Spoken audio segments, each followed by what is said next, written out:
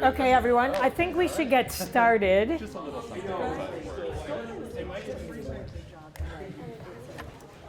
Okay. Okay. We have 8. We're ready to go. Must be a lot, right? All right, everyone, let's get started.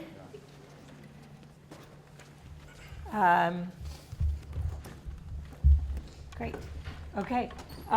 So we have interpretation here. We don't have Gandhi here yet, so we don't need it yet. But Solange, if you want to provide an overview for everyone. I think they've heard it before, but give them a quick reminder. Again, my name is Solange. I work for Somerville, and today we are offering English and Spanish interpretation. I just would like to remind you to please speak slowly, clearly, loudly, and one at a time. Our interpreters today is Anaya and Camila. I just would like to introduce them and thank them for being here today. Please avoid background noise, crosstalk to help our interpreters. And if you have any issues with your equipment, you can raise your hand and I will come to you. And please return your equipment at the end. Now I would like to try just to make sure that they are working properly.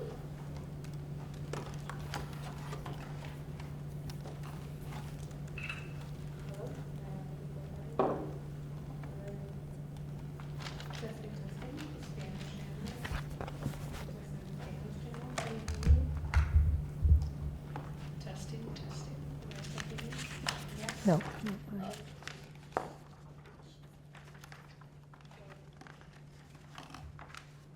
Yeah. Yeah. Okay. Thank you. Thank you so much. Great. Okay. So welcome, everyone. Welcome to spring. So this is our agenda for today. We are going to start with just our preliminaries. We do have a new Winter Hill representative. She is not here yet. Hopefully she's on her way. And when she comes, we will do a round of introductions. Since all of you know each other, we don't need to do that unless or until she arrives. We're going to spend the first part of the meeting talking about the materials that we sent out to all of you. We've listed those materials. Those were all based on requests from the CAG about information. And so we have Somerville staff here to discuss any of those and answer any questions you might have about any of that information. We'll take a little time for that. And then we will spend a little bit of time on the decision-making frameworks. So for those of you who were at the last meeting, we talked about what the options were that people thought were the ones we should be evaluating for possibly bringing forward as recommendations. So we sent those to you. I typed them up based on our discussion. I also typed up our criteria. That is what you wanted to weigh in about these options in order to make a good decision. And then we put them in a basic matrix for initial discussion so we can move into that. And then lastly, we want to talk a little bit about the community engagement process.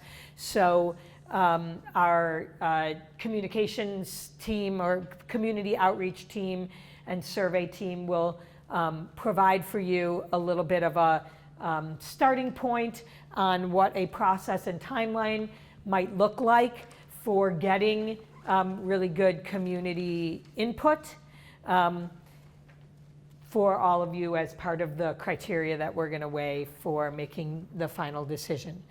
If we have members of the public, we'll take public comment at that time and wrap up and talk a little bit about the work plan that we sent around. We could also talk about that earlier in this earlier portion if people have any additional pieces of information that you don't see scheduled into that work plan that you want to talk about. So, and then also just, some action items. And as we discussed, we will go through all of our action items before we close out the meeting so that we know to follow up on them. Any questions about the agenda? Yeah. One of the objectives is the MSBA update questions, but it's not in the agenda. Yes. Rich, we just had that as a holdover, as a meeting objective, but I don't think Rich has anything to report yet. Nothing substantial. We're in the process of, so since our last meeting, we received 9 proposals from prospective owners, project managers. We shortlisted that to 4, interviewed those 4. Interview committee selected 1. The mayor agreed with our selection of that firm. We are preparing the documentation to send to MSBA. MSBA also has to approve our selection. And that paperwork's in process right now. That will put us on target to meet with the MSBA to essentially ratify that choice. It's not going to be a controversial choice for them on May 12th. And immediately thereafter, we can start signing the contract. Both the city and the selected firm, PMA, are cautiously optimistic that they'll be approved. So we're moving forward with getting the contracts all ready to go so we can sign them on what will be May 13th. Great, thanks. Any other questions about the agenda? Okay, all right. So you all got the meeting summary from the last meeting. Any questions about that? No? Okay, great. All right, so with that, let's just move into discussion of the new materials. So the things we sent out, we had previously shared data about, at the previous meeting, the city shared data about the lottery for the Brown School going into the middle schools. There was a request for more historical data, so we sent that. We sent information about SPS attrition because there had been some questions about that. The SPS attending report that found a pretty significantly high percentage of students actually attend Somerville Public Schools, some of the highest in the state. We sent information about the Trum Field scheduling and how that compares to other city fields. Information such that they had about voters who have families and the travel to school survey that the city had conducted. And I think Rich and Amara are both prepared to talk about any of that data. So I wonder if there are any questions. Or if you would like any of those, in particular, you would like someone to speak to any of those. Yes? With so this was, we talked about the Trum Field scheduling. Was there a conversation about how the majority, from what I've understood from one of the constituents that, or some of the constituents that, Trum Field is traditionally a lot of the girls' sports are on Trum Field. So going forward, how has that been addressed that some of the female sports would be disenfranchised or not able to play at all if Trum Field is reallocated or shifted, and what a sports plan for that would look like, or like how it would look, what it would look like? So at this point, all of those mitigation plans are things that will be developed as options move forward. So there would not be a world in which girls' sports disappear because a school gets built there. There would be a plan in place to relocate those fields to another location, and that would all be part of the proposal.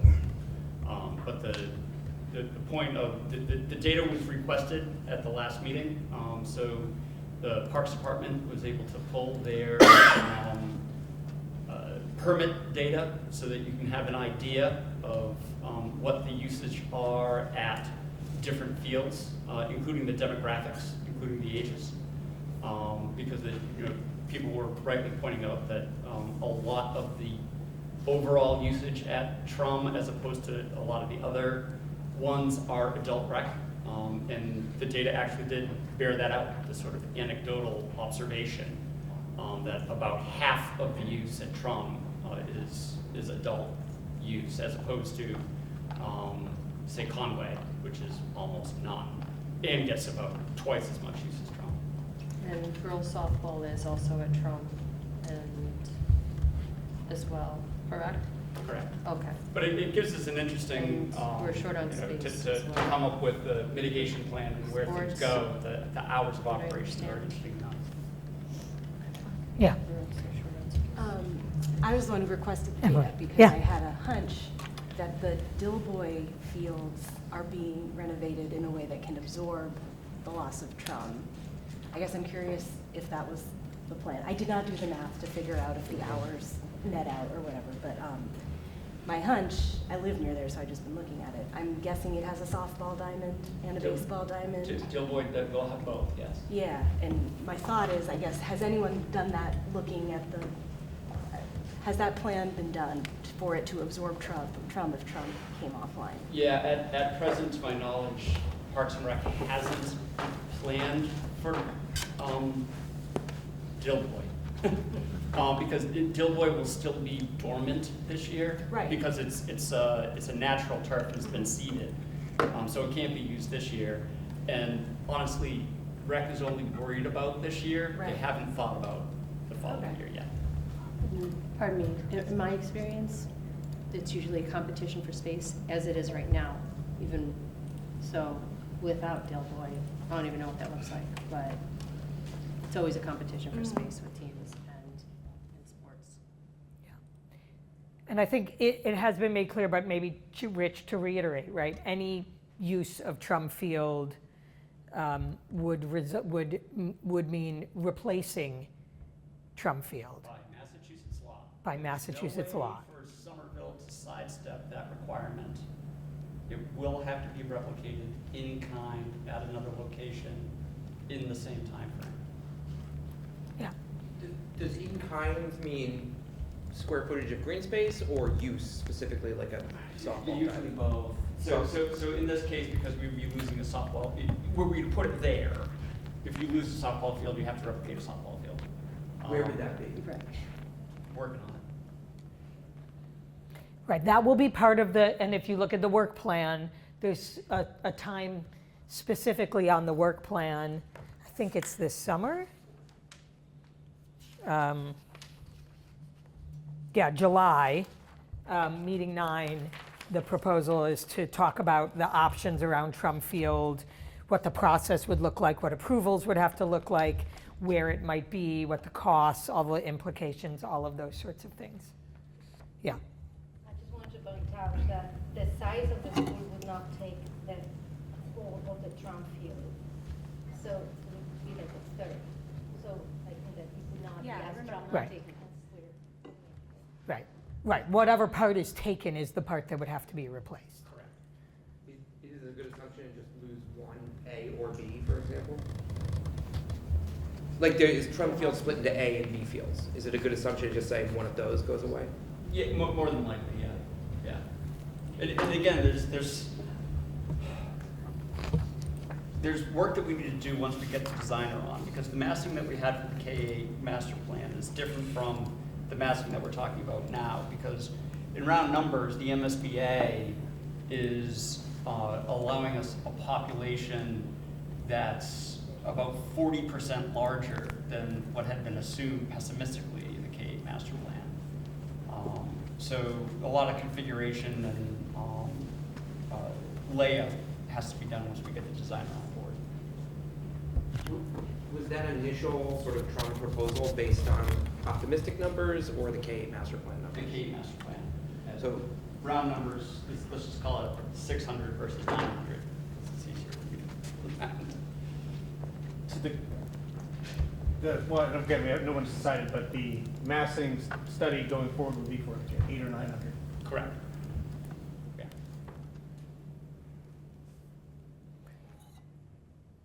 Any other questions about the data that you've seen to date? And feel free to also speak about, if you've had additional thoughts about other data that we'd already shared. But, this is meant to just be an open time for the committee to talk to each other about the data and the information you've been given, yeah. It's not directly in the data information here, it's more of a general sort of request as well in this kind of topic. One of the things that's come up with a lot of families I've talked to recently is after school and out of school time in general. I don't know if this is true, but it's the understanding that space limitations are part of that, of sort of challenges with getting enough after school time for all students who want it. I just don't know if that's something that kind of data could be useful for us to see how one design versus the other changes that, and also where we're at right now with after school space. I think there's a little bit of a black box about how that works to parents and certainly myself, but it's something that's come up from people as a concern. Specifically, I know Winter Hill seems to, right now, based on where we are with Edgerly, have less after-school options than other schools, and so that's something that's on people's mind. I do think space is relevant in terms of offerings and where we can offer different programming across the district. And even in the application that we submitted, we did make reference to having more larger spaces so that you could combine for out of school time different groups of kiddos. So happy to provide more information at another meeting after talking with folks from out of school time. That's So helpful. what are the current limitations? Is it codified anywhere? Like, because we have room for 450 kids during the day, and then we don't seem to have room for more than 100 after school. Yeah, are those space limitations, or Is that staff like we- limitations? Yeah. I think it's a combination. So lots of work gets done sort of at different times of day and at different times of the year. And then in terms of what kind of programming they're offering and which classrooms are available for use after school, it's something that we're negotiating with various stakeholders. So it's not something that's insurmountable. It's just the out-of-school time department has had to be creative. There's also some flexibility, I imagine. I've never been on the coordinator end, but I've worked after school and I've seen the rearrangement they have to do, like at the Brown when we have parent-teacher night. After school has to suddenly condense and move around, so they need enough flex space in any given school in order to accommodate for that kind of thing as well. And your classroom is used flexibly for after school, right? Every day. So Amara, would it make sense to maybe add that in, to the extent you could speak about I think if folks want to hear that, I'm happy In the to June coordinate with the folks that session. oversee that in the district. Thank you. It's definitely been something that's come up on a lot of people's minds, especially again when we hear more about the design phase. If there's one mode or another that allows that space constraints to be lifted, I think that would be very persuasive to a lot of people. Yeah, that's something I hear a lot of too. And if we have an opportunity with whatever space to plan that in from the start, even as a place other schools could perhaps gravitate towards, I think it might just, it moves a puzzle piece out of the way that might unlock some other things. So we should just keep that in mind. One thing I've heard about, like after school and out of school time, and especially the after school program, is I know that because you have to share your space, that,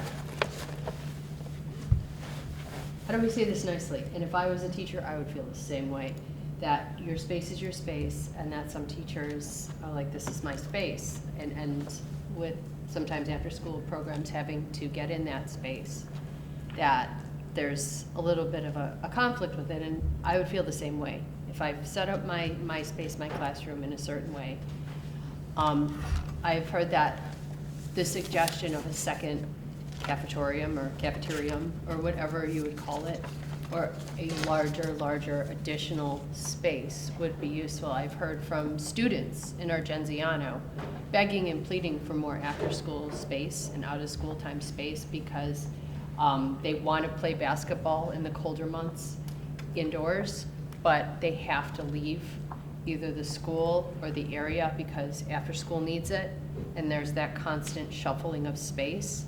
And for me, it hurts my heart to know that a bunch of kids can't like stick around and play sports if they just want to do it on their own, and that there has to be that shuffling. And as we consider a design for wherever we go, whatever we do, that an additional second gym or large multi-purpose space is considered and allocated and built would be tremendous, and I think it would really positively impact a lot of teachers and students and after-school programs, whatever they may look like as well. But the size of the facility is set, right? Well, so there's the, We can go smaller than a certain amount, but we can't, and we have no say over what actually goes in the building. We could certainly say a priority of this group is to maximize what we build, right, so that it can solve all of the If you make a problems. bigger school, you have more space. Right, yeah. like but, In front, right, there's I no mean, space. presumably our MSBA application went out with an amount of space that we asked for, and we can build less than that, but probably not more. So you can build more on the city's dime. Right. So it affects your reimbursement rate. Yeah. Yeah. But, as long as you're building, there's an incremental additional cost per square foot, and there might be a break point that is advantageous to the community in terms of building extra space. Like, from my own experience as a parent, having to cart my kids from almost Arlington to almost Charlestown to play basketball, it might be nice to have a bigger gym someplace in the middle part of the city, and that might be very well supported by a large number of the population. And that decision was made here, right? There were certain additions to Somerville High School that were added on our dime because we wanted them. The Rebus Field was on the city's dime. Some additional space in athletics was on the city's dime, but there were limitations to it. Some decisions around the bleachers and other things were sort of cost limited on that front. And Rich, though, is it fair to say that decision will be ultimately under the auspices of the school building committee? Correct, but I would think though that the school building committee will be taking a lot of the information and recommendations gathered from this group and moving forward with it. I mean, it would be foolish not to, and there's plenty of overlap. I mean, Yeah. 2 members of the building committee are here. Well, he was here. 2 members of the building committee are here, so. Yeah. Matthew? Question kind of back to the MSBA thing then, kind of related to that. So you said basically the amount of students planned for has gone up 50% from what I think you said before, 600 to 900. Does that proportionally increase all of the other space in the building besides classroom space? I would intuitively say yes, but I don't know how It's not a one-to-one, because there's a certain formula for the administrative space, the athletic space, and it's not a one-to-one ratio from student to additional, there's like sort of a sliding scale. Because there is sort of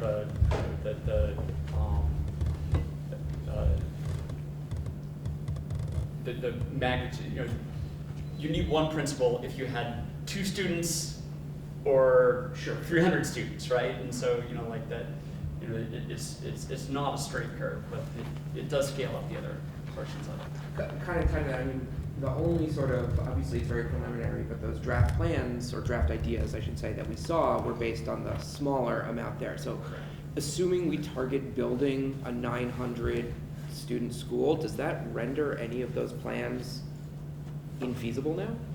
It's a good question, and we're trying to track that concept down ahead of, so as I say, think about the MSBA process, right? We have to hire the OPM.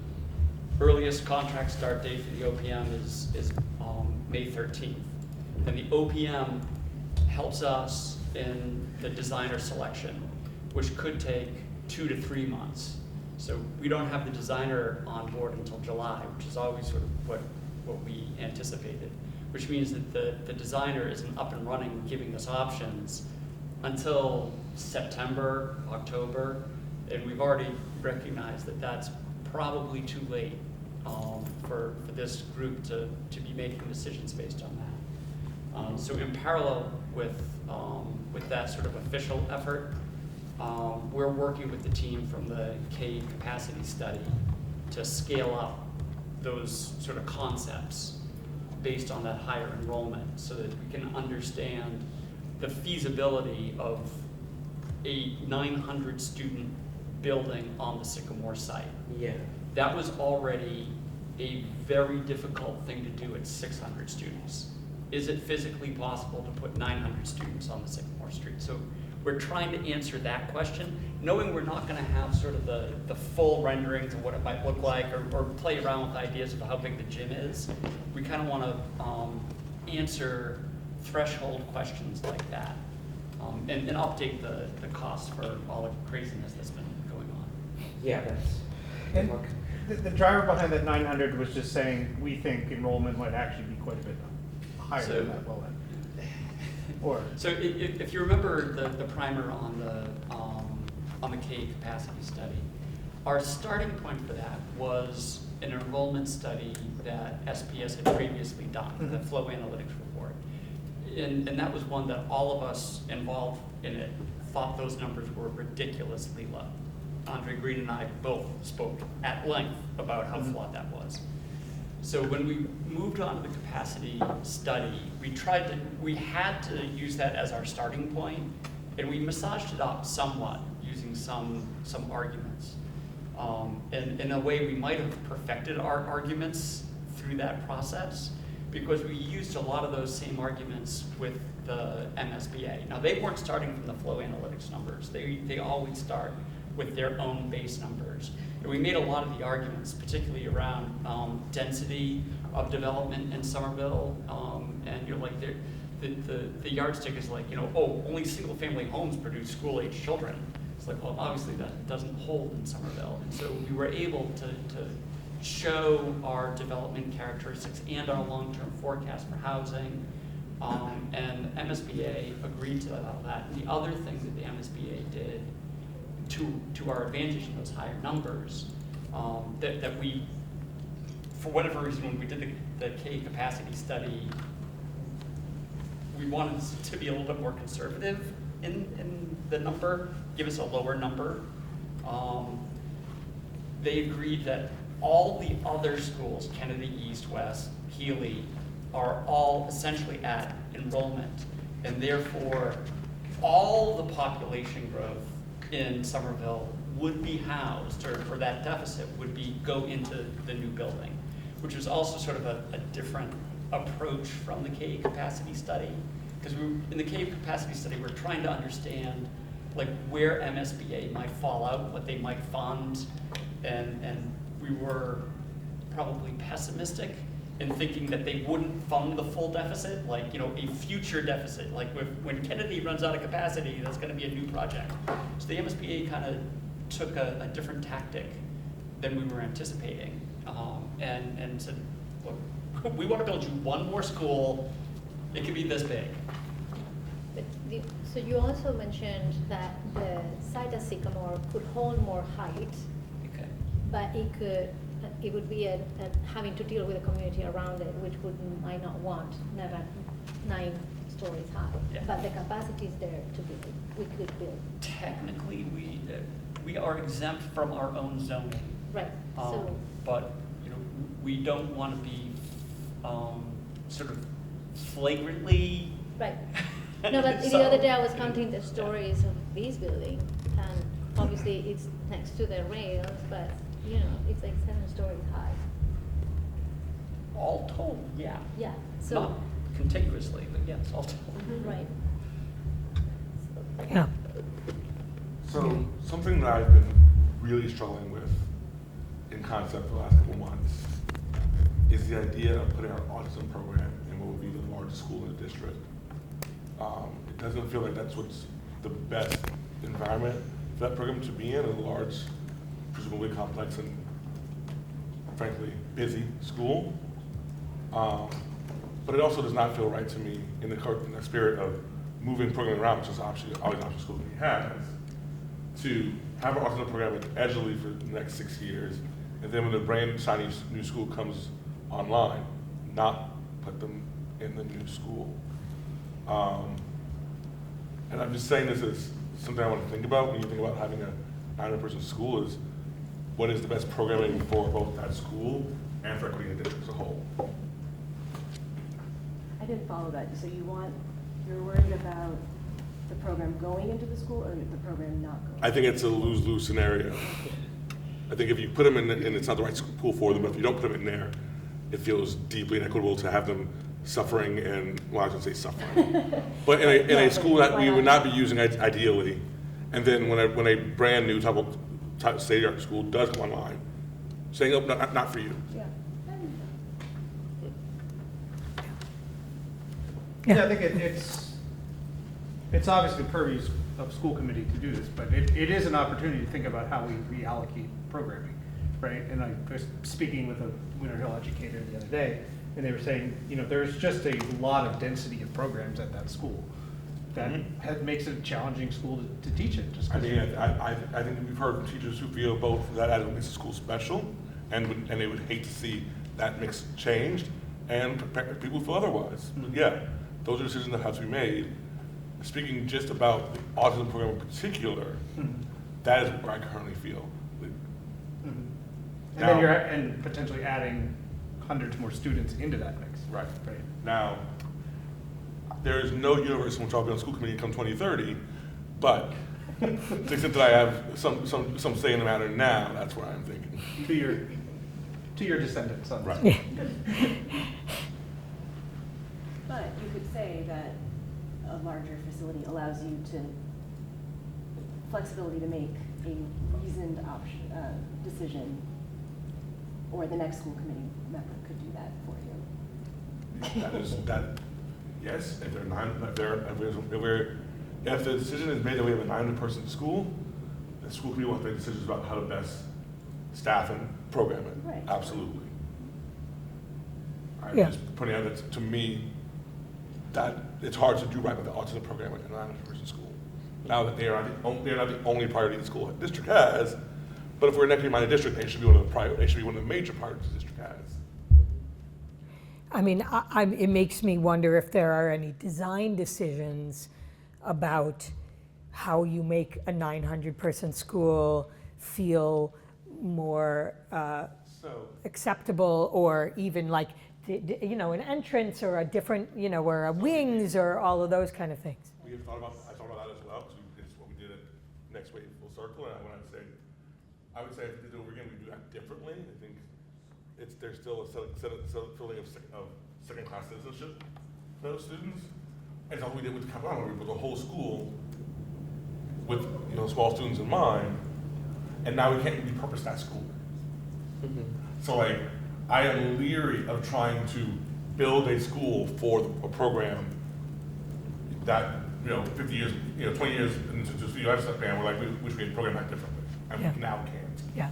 Thank you. And on that point, I would point out that, again, Next Wave Full Circle is in the basement. And it's hard, special needs families point that out to me all the time. Yeah. And a 900 student building for kids with sensory issues is not just another entrance. It's unfathomable. It's unfathomable for kids and families that struggle with that sometimes. It's unrealistic and it's harmful. And perhaps a conversation with people or kids that have special needs. But to advocate for a 900 student building with kids with sensory needs is, again, unfathomable. And do we want to have another building where the other school is in the basement, which, again, why and how? But it's already built and done. We're looking for the future. Emily? I guess I guess something that would be interesting to know more about is the expectation that the whole district would get redistricted as part of this new school? Or is it literally we're building a new container for these new schools and they're going in there? To me, the more sensible planning approach, which again, we are not planning the school or the district, would be to treat all the schools as available for reorganization Yeah. as best suits all the needs, right? That's always how the way it works. That's great, that's how it should be, but I guess, yeah, let's not get so worried about these exact kids who are here now, who are part of the group that's been displaced. They are gonna get a new home. It will be the right home based on people who will make right decisions, right? I don't know, maybe the city's not thinking of it that way. I would assume that you're not just building a new container for the exact same people, or you're assuming there will be some shuffling around. Yeah, Mara? I just wanted to provide some information. In the educational questionnaire that we submitted to the MSBA, we had our Director of Special Education contribute to it.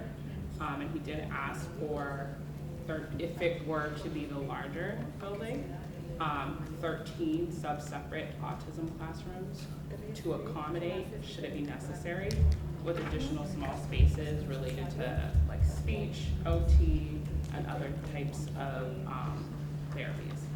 So that's been requested to MSBA, just in case the decision were to be made that that program would be housed in a combined school. And then that number is reduced if it were to just be the amount of students that are currently at the Brown or projected to be at the Brown in 7 years. Yeah. I just want to, Gandhi, we're talking through the materials that were sent in advance and any questions and discussion people wanted to have about those, about the data. Yeah. I mean, I want to just, I think your point's a really good one, because we're not in charge of deciding the programming, but also given these issues, I find it really hard to make a recommendation in the absence of the program, right? So like, it's a catch-22, and I think we gotta have to pick some place to start. And this is where I think it's very hard until we, especially in light of the larger massing with the MSBA, until we at least get some better sense of what those options look like, and I think a little more granular detail. Yeah, I mean, there is a whole other committee, I don't know, to a certain extent, when do we start trusting that that other committee will do a good job with their purview, right? Like, we're setting them up and then they're running it. So there's a whole bunch of things that they'll have to think about really carefully, and I'm sure I don't know what like our deliverable is, but I'm sure we could say like, these are the things we're worried about, be sure to think about them. But I don't think we should get super bent out of shape about where the autism program is gonna go in this new building. You know, like, I mean, it matters that we should care about it. We shouldn't not do something because the autism program might, To add to that, I mean, I think that to link the size of the school to potential harm, I just don't think that's based on, I mean, we work in design all the time, and the designer's job will be to make sure that there's enough finishes and ways to separate a wing or separate certain things so that doesn't happen. I don't think that we're the only school in Massachusetts that has to deal with that. So I think that I would like to also be open to, understanding that our job is our job, and then other committees and the designer and the OPM will also have to make those decisions for the district. So just to not have too many roadblocks to make a decision, eventually we're gonna have to make a recommendation. So, I don't know, I'm in favor of not needing a lot more information before starting to, discussing this general way, which I think is very helpful. If I may on that point, yes, I'm not requesting more information. I'm saying some personal reflection of actually talking to families Yes. with autism or CPAC or that. And on the special education department, it very much has an impact. 900 student building for kids with sensory issues. If you talk with parents or children of that is very much an impact in their life. And yeah, well, we're talking about one building going forward. We can have I'm happy to have a conversation further about this, but it very much is an impact on people. And if we needed 13 rooms, we probably actually needed 17 or maybe 20, but we won't get into that. But we're not, I know we need to move forward, but it is complicated for some Yeah. people. And I just want to name, because we're gonna move into talking about the decision matrix, which I just pulled up here, and just to say, the environment for AIM students is already, you have already identified that as one of the things you want to consider as you are evaluating the different options, right? So I think that is the request. The way to do this is to figure out what are the different factors that matter and that might be impacted by your decision or your recommendation, rather, of, you know, about the facility. And then these are all the things that you've suggested when you're trying to make that decision you want to consider, right? Yeah. I just want to say, I guess, and to all of this, the reason I am the school committee rep to this, to the building committee and on the school committee is because it's a Venn diagram. There is overlap. Yeah. How we would program a 600 person building or a 400 person building, a 400 person building, or, you know, how we build, what kind of building we build affects programming. And how we build those buildings affects, like, if we built a 100% person where we weren't planning to have a lot of sub-separate classes, we would build it differently than if we were building one where we plan to have a bunch of sub-separate classes, which then brings in issues of, you know, what are we going to, you know, making decisions now that will lock people in decisions 25 years from now. So these are all decisions that, yes, I don't know, we can't get enough information to do this with perfect knowledge, but we would be doing ourselves a disservice if we didn't think through what the buildings we're going to hand to the 2030 school committee looks like and how that will shape their decisions. Yeah. Yeah, I think we need to have an eye towards that, because we're not just optimizing the cost per square foot. You could have done that in the first meeting, gone home, right? I think there's a lot to acknowledge, I think, about this is a political process. It's not just a math calculation. And if we do something that, say, the Winter Hill community finds deeply offensive, that is not going to help the political process to get this approved. So we have to consider that it is not just what's the most rational, you know, choice of an abstract design. It's like, what can we actually convince the community to vote for? I think that's actually a great segue to the voter information topic that was sent out as well too, which I found really interesting, and I think it really highlights that as important as this feels to us as parents and Winter Hill members, we're still a minority of the overall likely voting public for that. So part of that is also asking the question of what the community will support as well. And maybe it's an overblown concern, but I've been watching closely with Stoneham lately, and it is real bad if something does not pass. I know that wasn't a debt override for the purposes of a school, but now they have to consider closing the library, which completely shuts out access to a lot of people. So I think a huge priority is making sure that all those voices feel represented and heard. And, you know, to the point of a tall building, if it's Sycamore Street becomes unfeasibly tall because we decide that the best thing is a 900-person building, I think knowing that as soon as possible is better. I also think with everything going on I have to imagine there is a deep amount of uncertainty in cost of materials right now.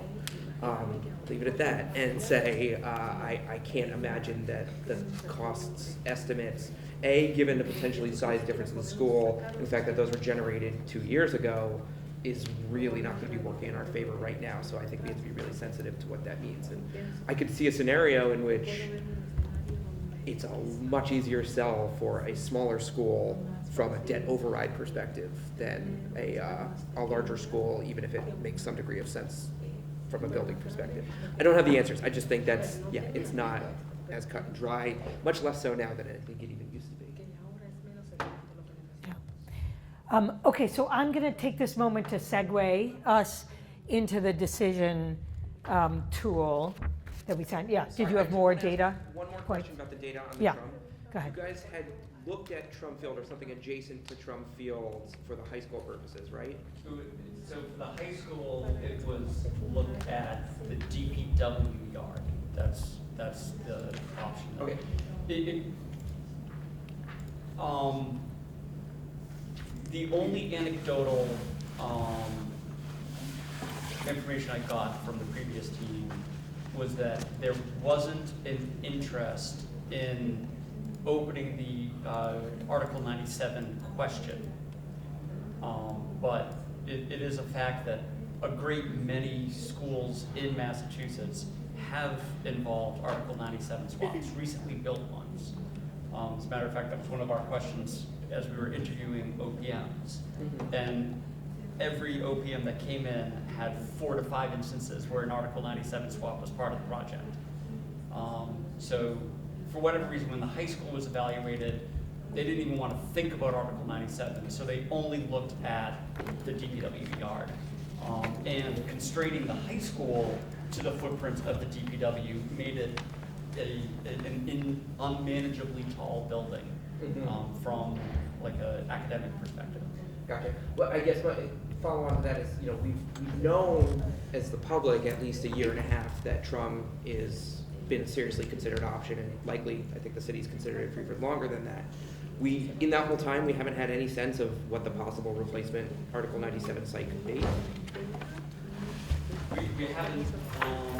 We haven't mapped out, other than the fact that Sycamore Street site would be in play. We haven't done the engineering to figure out how to configure it to give us the same use. Are there any other sites in play known to the city right now?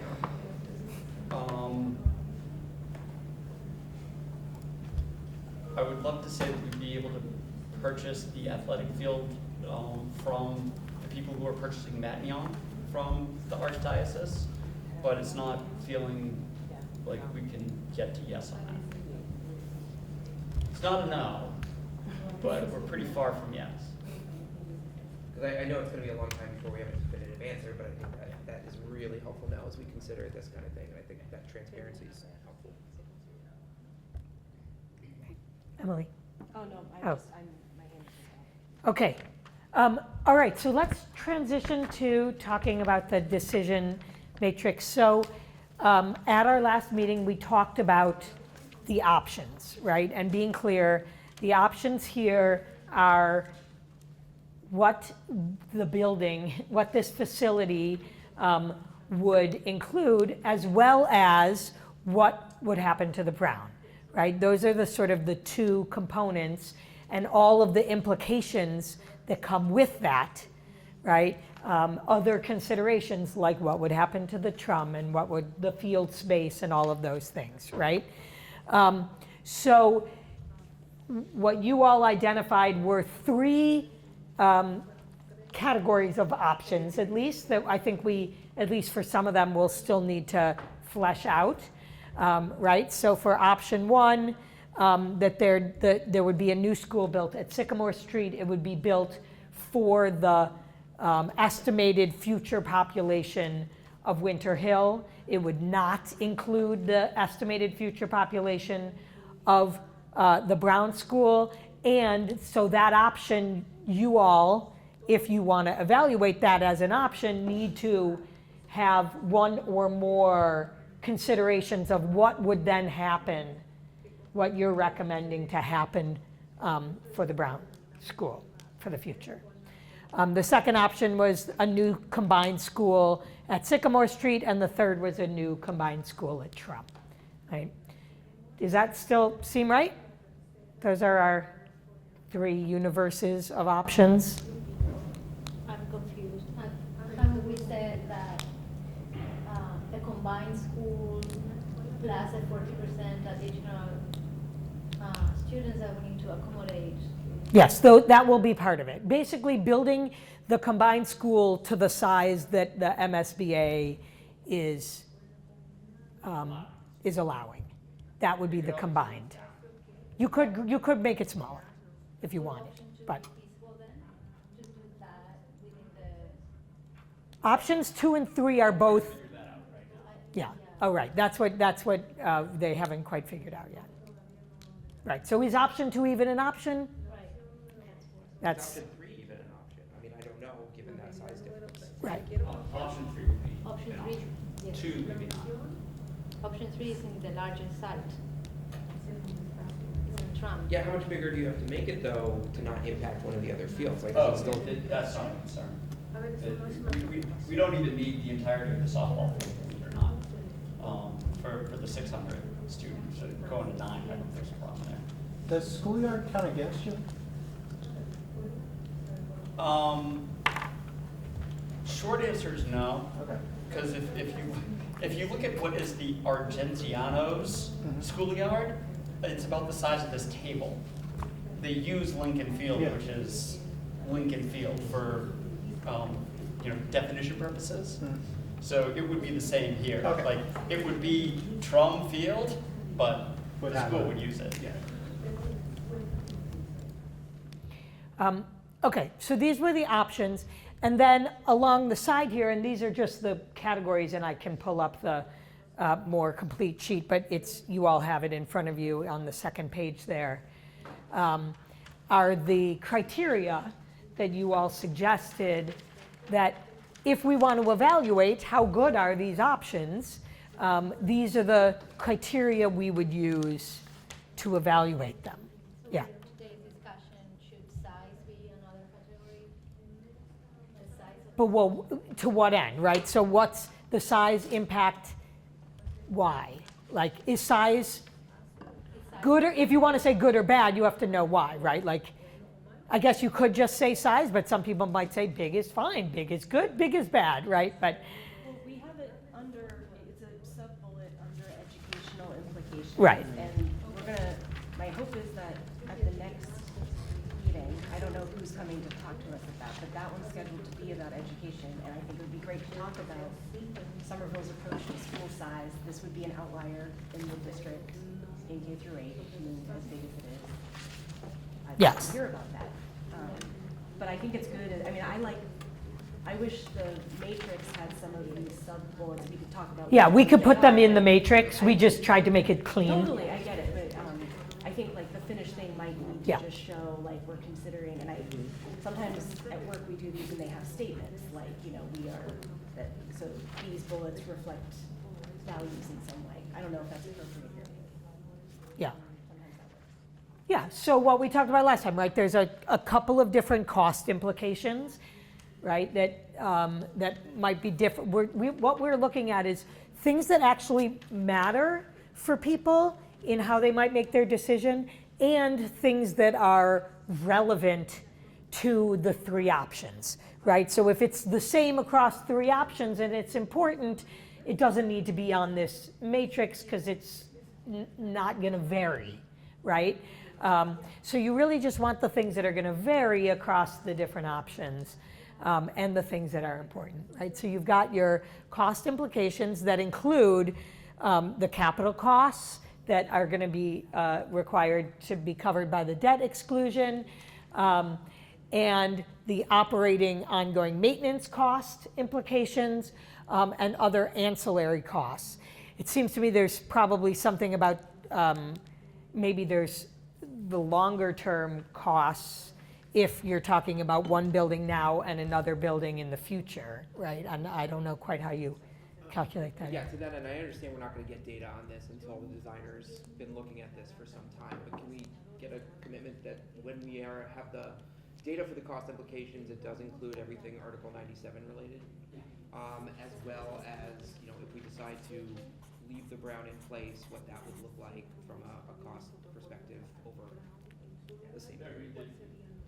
I'll have to coach expectations. There are going to be a lot of assumptions and footnotes on it, but we'll endeavor as much as we can to give you that data.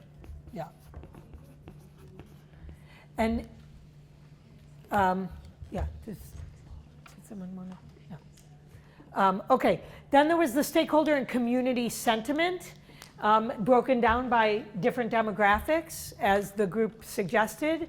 And we're going to get into that a little bit more as we start to talk about the survey. So you can, figure out how are you going to learn those sentiments about those different options, so that you can use those to make that evaluation.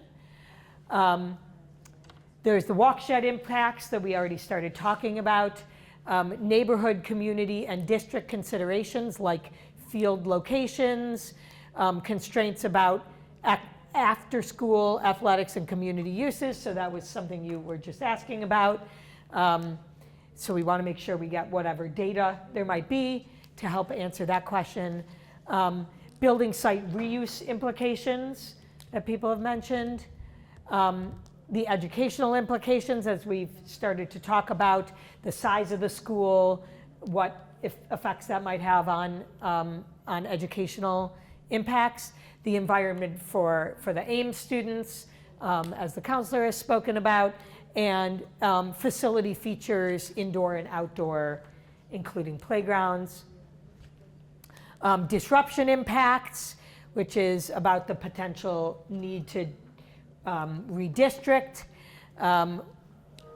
Short-term construction impacts, field disruptions, traffic impacts, and there's also swing space impacts for students during construction if the Brown is going to be rebuilt separately before the Winter Hill, right? If there's any work being done on the Brown or something happens to the Brown during the time that the building is being constructed. Timeline impacts, if there's differences in timeline across the different options. And then there was environmental or public health questions about contamination or rats. I think those were the things that people raised. So now, having thought about this, seen it again, is there anything you think we are missing? Well, we have facility features, indoor and outdoor, but I think we should have more detail there given all the conversation to talk about maybe flexibility, sort of swing space. I don't know. I mean, we can talk more about if these things actually matter to voters, but does the solution solve any of those problems that have been brought up? That's almost exactly what I was going to say, because what I've been thinking about is, if you're talking about a 900 instead of a 600 person, just for reference, how big is East? 750. 750, so it'd be bigger than East. Will be bigger. Say it. No, 900, but sorry, I apologize. I got here late because I was stuck in traffic. It must be? It's not that it must be a 900. No, it could be No. Up to? Yeah. Okay. But what I'm thinking about that is, I have to assume there's probably breakpoints, and correct me if I'm wrong, Rich, where you get to a certain student size population and other types of features or amenities or facilities become more feasible. Specifically in my head, I'm just thinking out loud right now, if the school was of a certain size that it made logistical sense to support a pool, I'm just thinking about how much has been shut down with the Kennedy pool issues over the last several months, and it's been a major pain point for parents. Again, just thinking about how to sell this. If you talk about a 900-person school, suddenly it makes sense to have a second pool in the district. You're going to get a lot more support for that kind of thing. I don't know if you could, I'm putting you on the spot there again, Rich, but like speaking to those kinds of breakpoints, are those facilities, are there things we can do with a 900-person school that are different from a 600-person school? It's a good question. I definitely want the designers on board before I can answer that question. Will not hold you. But yeah. And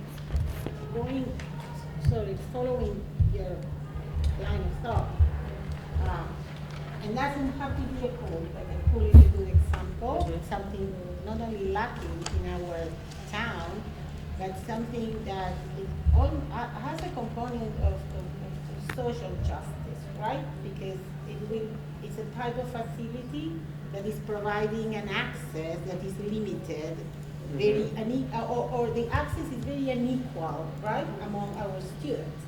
So if you can accommodate that, I see a selling point even for, I read the notes of the very many voters that have no buy-in, right? But that might be a point that people might relate and might support. Yeah. And it doesn't need to be a pool, but maybe there's many other things that we can think of facilitating that are unequal that we can identify as unequal. Completely, it's like if it's extra gym space that might alleviate community concerns about losing a softball field, for example, in Trump. Yeah. A larger gym with operational bleachers. Yes. Think of a school right now. Yeah. Thank you. Under the cost implications, can we please include, because if there really is, okay, but can we add a bullet point of, well, unseen costs to the city? My concern is if Trump Field is, does end up being the decision, I think there's gonna be a lot of unseen costs affiliated with getting the Trump Field, location as a, as a possibility, including how traffic flow, including how, what the DPW status of, and the whole area and region around. And I am concerned that we as a city will be spending far more by getting Trump Field up to par with this than whether or not we accept this money from the MSB aid. So can we please put something as a little more specific than other costs? Well, yeah, so one of my questions for you was, right now we have auxiliary costs with a question mark.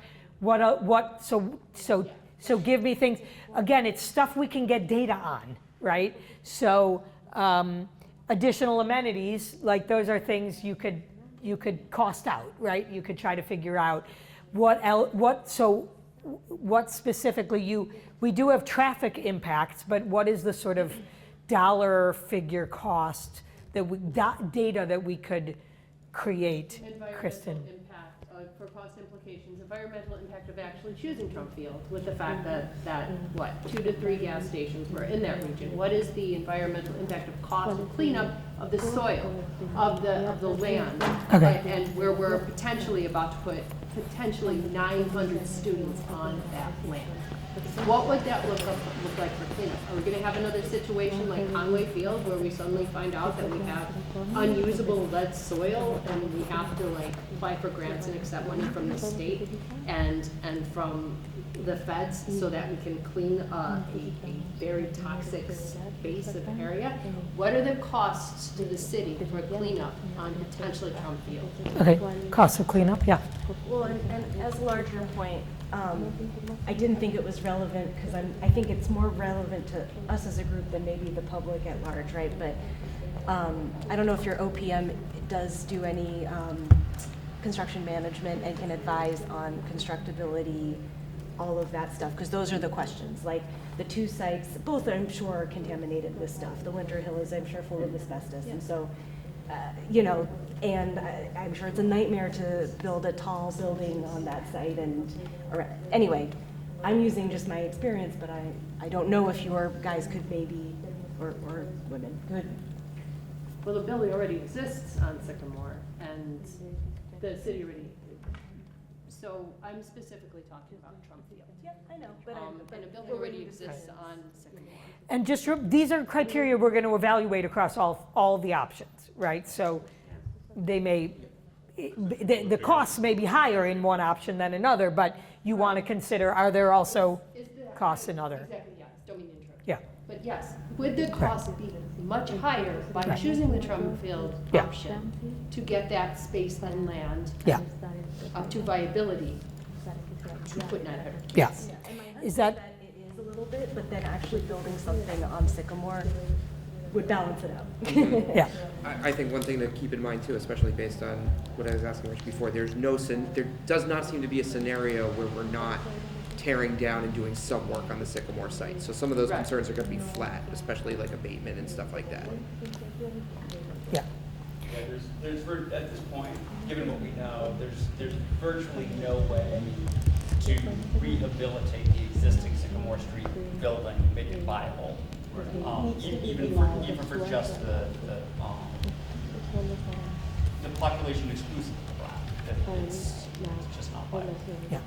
Eventually that part of, but one question, let's say the new school ends up in Trump Field. Do we need to price out the reutilization and to demolish and get rid of the existing Sycamore building, or that's another thing? No, in general, yes. Okay. Because My working assumption is that we're not gonna find another place to offset the Article 97 land, that Matt Young is not gonna pan out.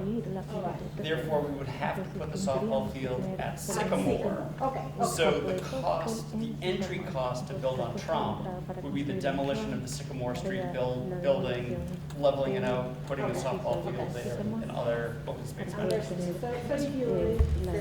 Really quick on that point, if I may, thank you, because we just built that playground on Winter Hill. That playground is less than 10 years old. So is, Director, I just need to hear it.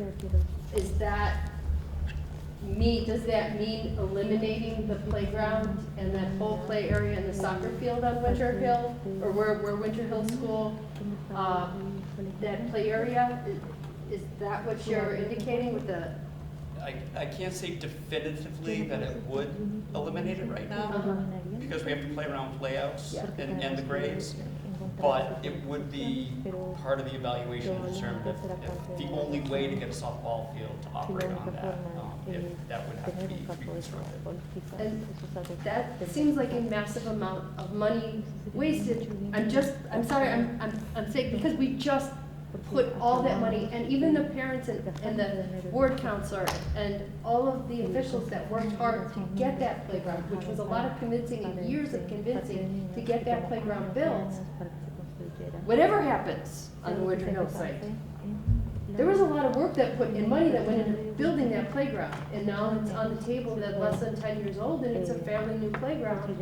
It's just going to be obsolete. We need to consider that too, and how that affects the taxpayers. That every playground that's put up in about 8 years, it could be potentially on a slate to be turned into something else. Where's the cost effectiveness of that as well? Wait, there's a lot of conversation. So, but I think what we're hearing is those costs will all be included. You will hear all about all those inclusive costs. Anything else we're missing here? Marta? No, I was just gonna say that the size of the playground and the small court in one direction is the same as the building. I'm thinking it could be that there is a community pool underneath and then there's something on top. Like, I think that there's creative ways to go around it. Trying to think if we have to separate off this building, which we will have, will not be an accommodation, will be abatement, so it's a lot more complicated. Could that space become a community space and not have to give up, that space? I don't know. I think That has to be, sorry, that has to be a space that accommodates a baseball field or similar, right? It has to be open space. it has to be what we're displacing, but we don't know what we're displacing yet. So, Yeah. Given the conversations about amenities, it probably makes sense to get clarity as to what amenities MSBA will and will not reimburse for, because I know they are really tight ass about that. Like, I'm not even sure they would pay for a pool. right, but if they won't pay for a pool anyway. Right. So if they won't pay for a pool in Trump, Right, and they will yeah. not pay for a pool here. Yeah, I would so say- we will have to pay for it if we want it. So that's my point. Let's choose who we want as a Right, teacher so for I'm just saying, everyone. relatively speaking, we should be aware Yeah, of right. what prices and what things MSBA will be like, yeah, we can I have think it. we're putting it in the context of saying we will get buy-in from the community if we're giving back something to the community that is not just for the kids. So that is kind of the point that we're trying to make. What could benefit everyone? They would Which option allows us right, to do that They will better? go for the other right better than or whatever. Is Sycamore Street on slab? It's on 2 slabs. Yeah. So we'd have to blast to get down to something level? It's embedded, no? Well, no. So the Built against. cafeteria and a few associated rooms are essentially at grade with Medford Street for about 2/3 of the building. And then the what's kind of the first floor sits on top of that, and then 1/3 of the building is slab at grade about equal to the midpoint of Sycamore Street, but it is still essentially a basement. That's why I don't have a layout of it in my mind, because you have to think about it in 3 dimensions. Whether you bring it down or bring it up and put a parking deck under it, I don't know. But digging, we do digging all the time, right? I mean, but if we're blasting through hard rock in the middle of the neighborhood for, Yeah. Is there? I'm just thinking it's a about hill, building is it this gravel school. or is it Yeah. bedrock? Yeah, I'm just thinking about the experience building this school on actually basically the same hill, and how much building it onto this hill drove up the cost. Yeah. Like, That, The cost was mostly asbestos. There's which, and if you don't think there's asbestos under Winter Hill, there's probably asbestos. It's made of yeah. It would not surprise me at all. A 73 school, yeah, there's asbestos under that. And we have the construction impacts on here as well. Okay, so I'm curious then, as you look at all this and the things we've just talked about, and you look at our work plan, is there any information that you think we are not collecting that we need in order to do this evaluation effectively, right? And we're gonna turn over to talking about the stakeholder and community sentiment in a minute, but right, we are gonna be covering cost implications primarily toward the end, right?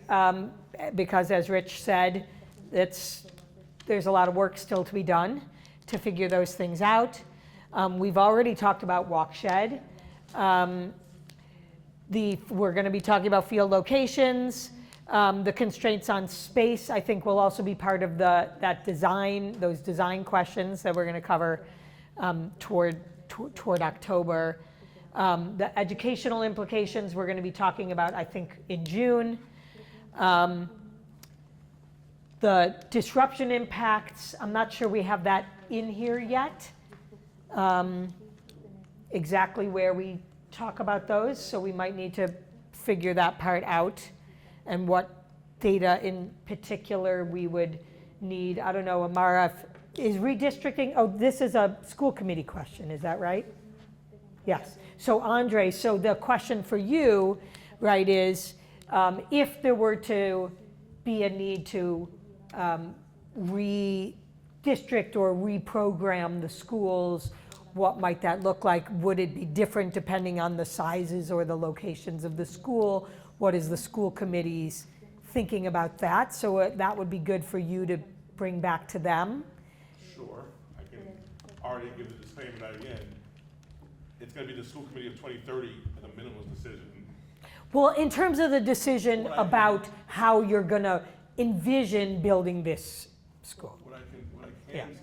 say, and I will Yeah. with the school committee, is get a sense of, from their perspective, what variables would drive decisions.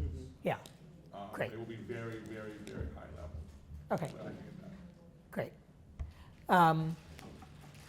And then, timeline, I think also will go with the design questions as well as the environmental. So given all that, yeah. Question then, you keep saying school committee of 2030, and I think that makes sense in terms of like when the school is closer to completion and all that. But the school committee of next year will hopefully start to have input on some of those design decisions, right? Through the building committee representatives. Sort of, yes. So like, I feel, I get what you're saying, and I think it has to be kept high level to a degree to make sense, but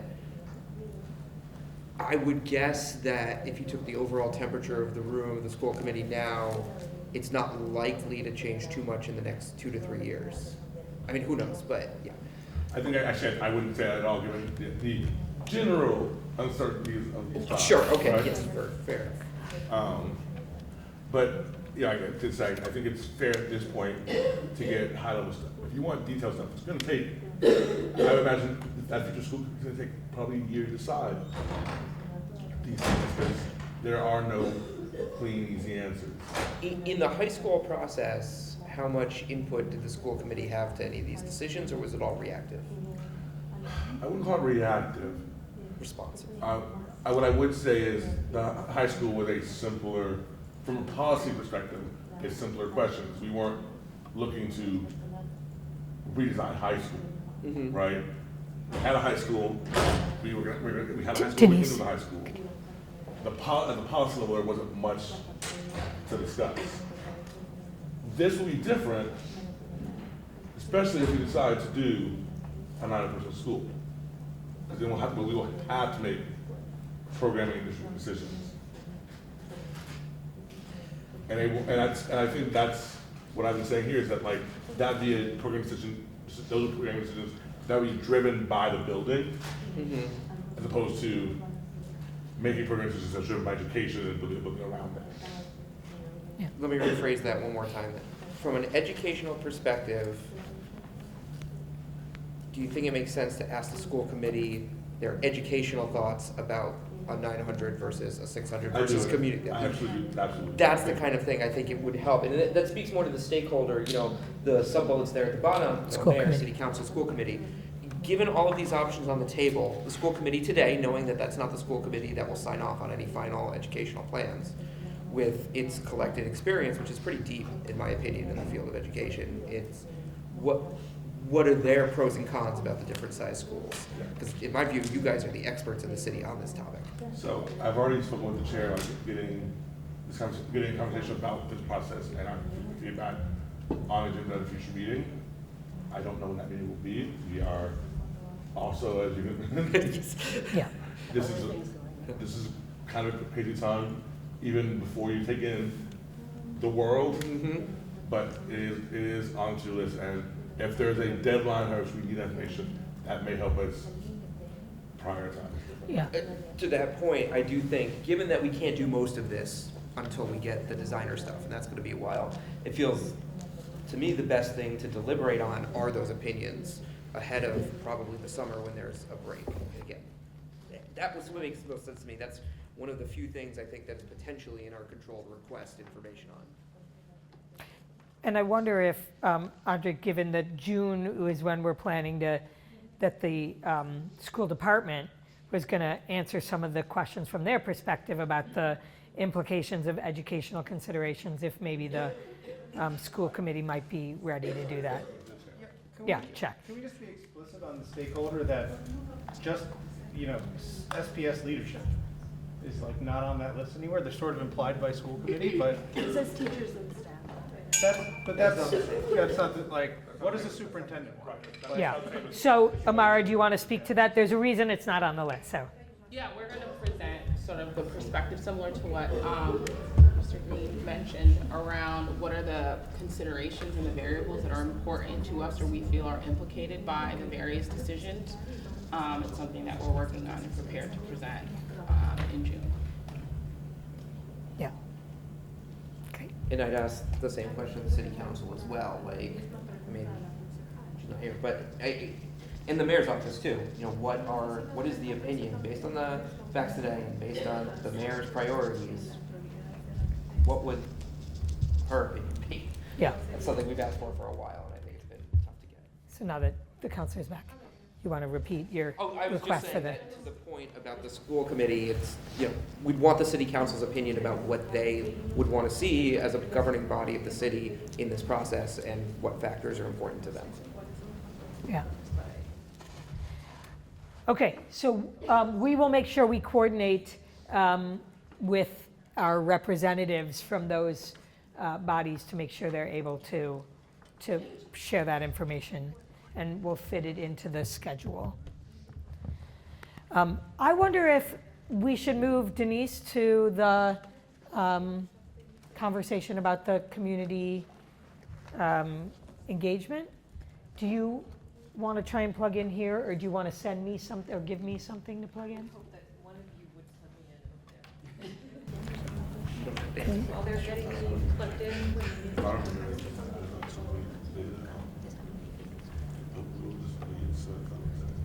Okay, so you, Does it have a Hey, screen everybody. share? I'm Denise Taylor, the Director of Basically what I did Communications was and I Community found that. Engagement for the city. We Yeah, do have that. some slides that Oh. we'll take it. I'm sorry, this is Can you speak a little louder? All right, got a couple of pieces of equipment here. All right, Denise Taylor, Director of Communications and Community Engagement for the city. I'm here to talk to you about gathering community input for this process to support your deliberations and recommendation. Once the slides are up, we can start going through those, but I can start with just reminding everyone that both the mayor and the city have a long history of being deeply committed to ensuring that we listen to as many voices as possible when we make important decisions in the community. So that's why we are seeking input. I would also note that almost all of you who have spoken have brought up various information and topics and sentiments that you have been wondering, what would motivate people in the community in different directions. And one of the things you can do by gathering community input is ask people, as opposed to trying to decipher it from other means. So we have been looking at the next steps for both a survey as well as focus groups. And in terms of the survey, we have done our best to try to figure out multiple steps in survey and focus group, multiple steps so that this body can contribute as meaningfully as possible in each step of the coming process. So we are going to be looking for a vendor to assist us with the survey and the focus groups, preparing like a packet that they can both deploy themselves for focus groups or that staff could deploy, as well as having them work to create the survey. We would like to invite this committee first off, if there is interest, to review the scope of work that we have written up for the vendor. We will email that to you after this meeting. We're going to need a quick turnaround on any input on that, and when we get the slides up, you'll see why when you see the timeline. Once we get the scope of work for the vendor, we will be seeking quotes from vendors who are already on state contracts. That is the quickest way that we can bring a vendor in. There are several dozen vendors that do this work that are already under state contract. So it's a pretty simple procurement process where we put out our scope of work, they send in proposals, we have a brief committee sit down, and according to all procurement law and rules, we evaluate the proposals and we select a vendor. We also wanted to offer to the members of this advisory group that if anyone is interested, that we could have you participate in selecting the vendor from the quotes that we get. That will require being able to schedule during business hours pretty quickly, and we think it'll be about a 4-hour commitment, about a 1 to 2 hours of actually meeting together to go over proposals, and about an hour on your own time in advance of that meeting to read through the proposals. And then we just added about an hour as a buffer. It's not a huge time commitment. The most important piece is that we would need someone flexible enough to come in and participate in that meeting during business hours. I mean, if we had to, we could do it after business hours, but on a short timeline. And I'll just wait till that gets. You're struggling? Okay.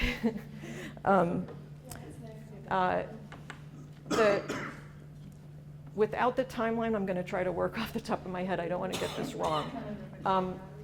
We have the overall timeline that I think you are all aware of for this entire process that ultimately leads to you providing a recommendation to the mayor in November. So what we did is we worked backwards from that date, and we worked to build in as much opportunity as possible for you to be part of the process, as well as to meet non-negotiable needs. So one non-negotiable need is that the survey has to be out long enough to get good opportunity for people to participate. Same thing for the focus groups. We have to have that out while school is in session for at least a little bit. So, because we're not going to be able to do this before this school year ends, we have set up a timeline that has us launching focus groups and the survey. Oh, okay, great. Why don't we go to the next slide? This is just the mission that we put out when we asked you all if you would volunteer for this. And this is what we're hoping this community input will support you in. And that's basically making a recommendation on the site, thinking about what that means for Brown if the proposal that you recommend does not include Brown, and also thinking about what that means for the community as a whole. We can go on. Okay, so this is what I was just going through. So we're going to have an opportunity for review of the scope of work for the vendor. Anyone interested, we can work you into the vendor selection process. Every CAG member will have the opportunity to work directly with the vendor in different forms.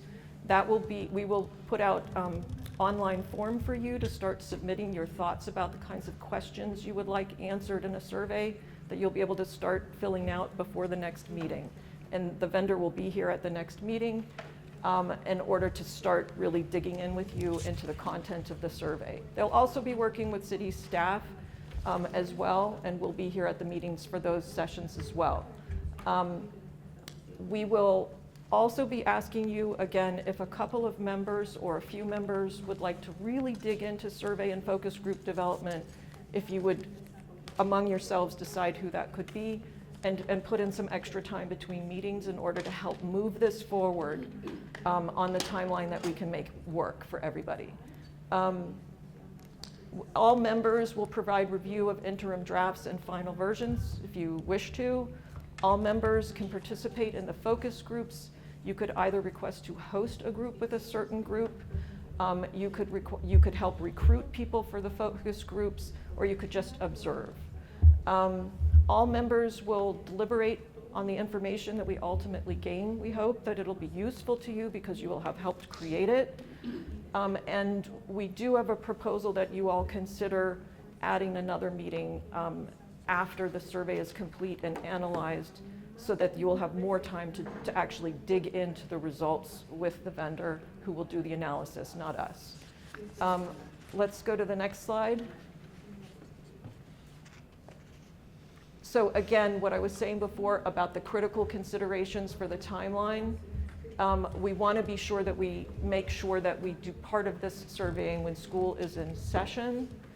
We want to be sure that there is time for meaningful input from all of you.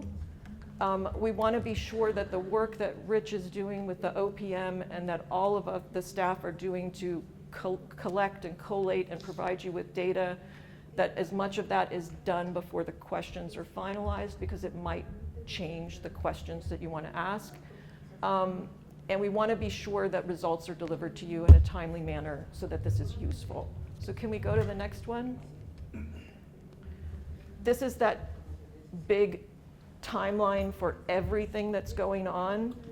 I am just focusing on this piece right here between this moment this is today and November, when you make your presentation, your recommendation. So can we go to the next slide, which will zoom into just that. So this is what that looks like. So today, we're kicking off a discussion. By the next meeting, we want to have the vendor here to start working with you on your requests and thoughts and ideas about what would be useful to you for the survey and the focus groups. We'll have one more meeting after that with the vendor, again, to discuss and finalize here at a meeting. It's this in-between space, which is why we want you to designate some folks to work with us outside of the meetings. You could also put on another meeting at the start of this process too, if you wanted to commit to, but I don't know if that's reasonable for everyone. But we would hope that some of you would be willing to work outside of the group on behalf of the group to get this moving. We need at least 3 weeks for translation. That's just an immovable amount of time. And we need to do some outreach prep, but that can happen concurrently, which puts us at being ready to start data collection really in late July. That's when we would launch focus groups, as well as a bigger push in the broader community. I just want to say that none of us want to run a survey or focus groups through the doldrums of summer. This is not ideal, but in looking at this, we twisted and turned the schedule. We looked every which way, and we were trying to balance those needs I mentioned before.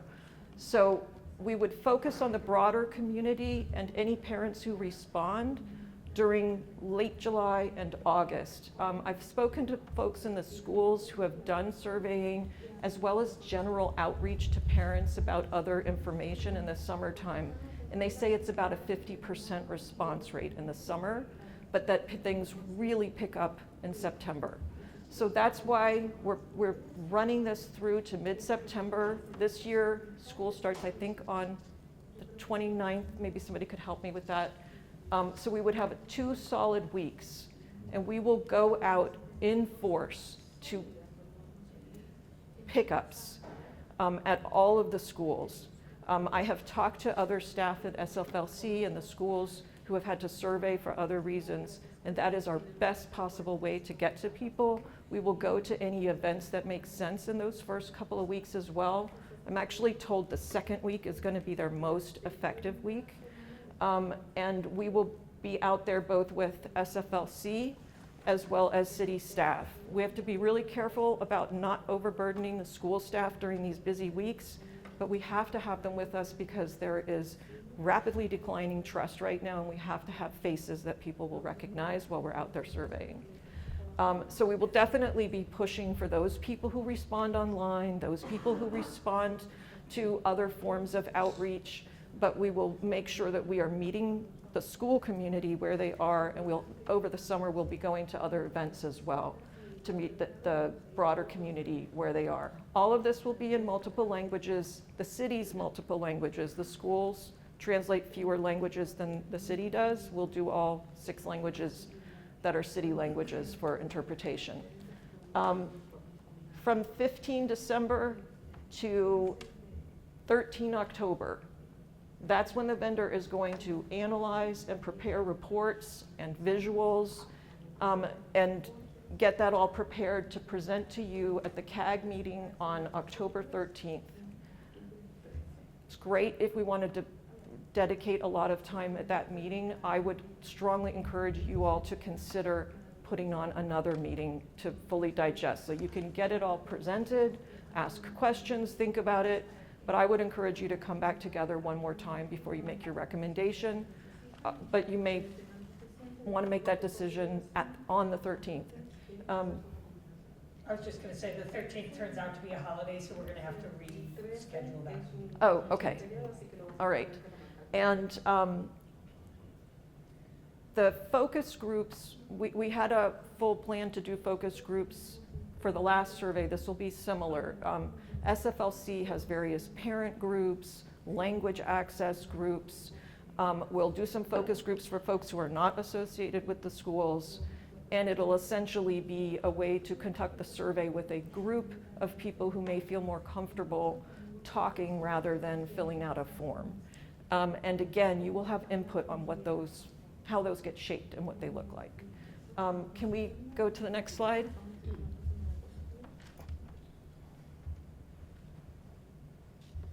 I think I already covered this, so we can go to the next. Oh, wait. Let me just note that to keep the schedule, we're going to email you the scope of work for the vendor this evening.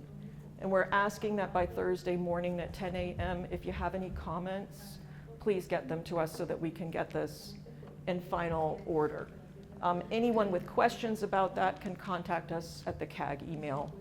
The folks involved in this are on that email.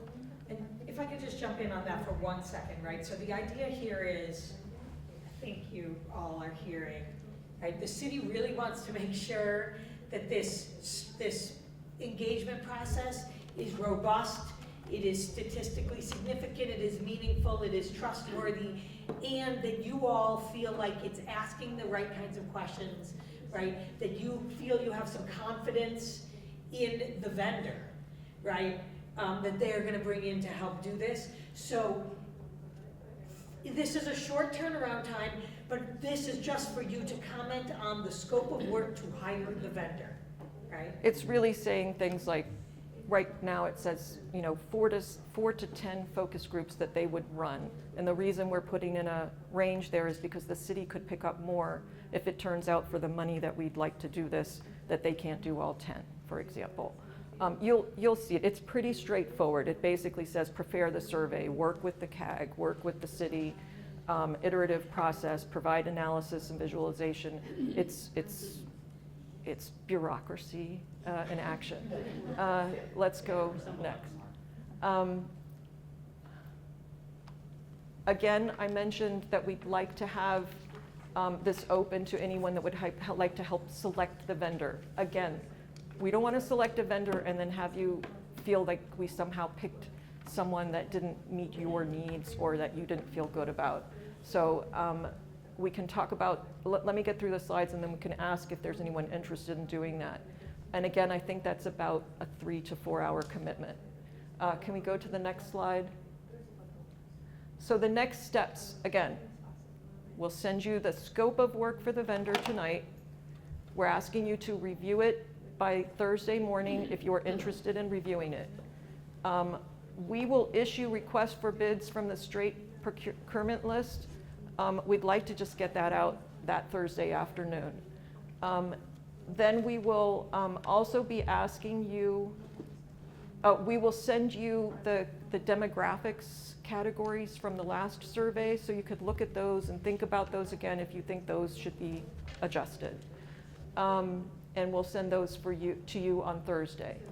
CBI is going to create a jot form link, super simple, where you can just put in any suggestions you have for questions you'd like to ask. I'm assuming you're going to want to ask the big question, which is, in an ideal world, which of the options would you prefer?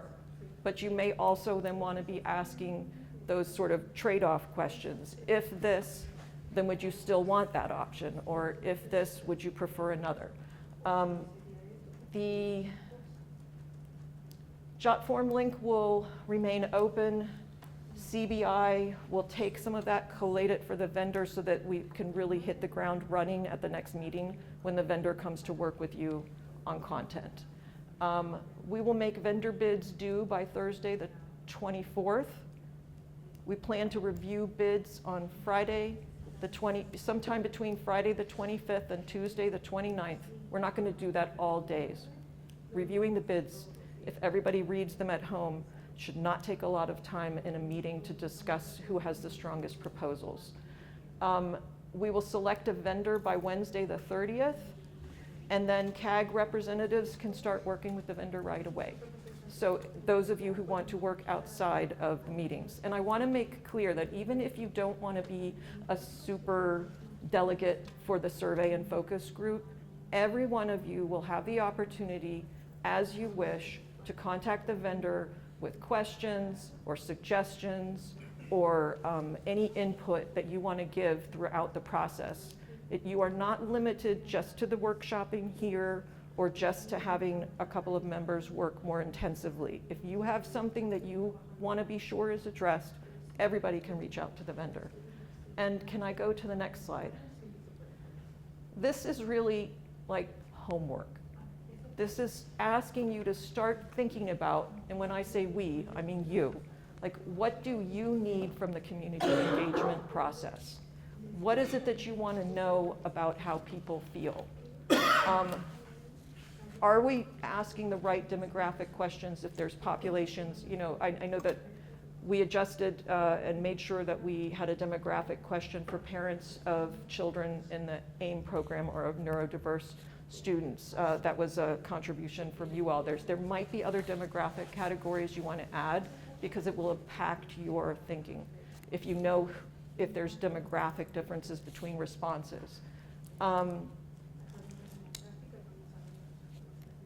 Fill out the jot form from CBI, and then this is really just repeating what I just said. It's sort of like if you ask the question, do you prefer one school or two schools on one site?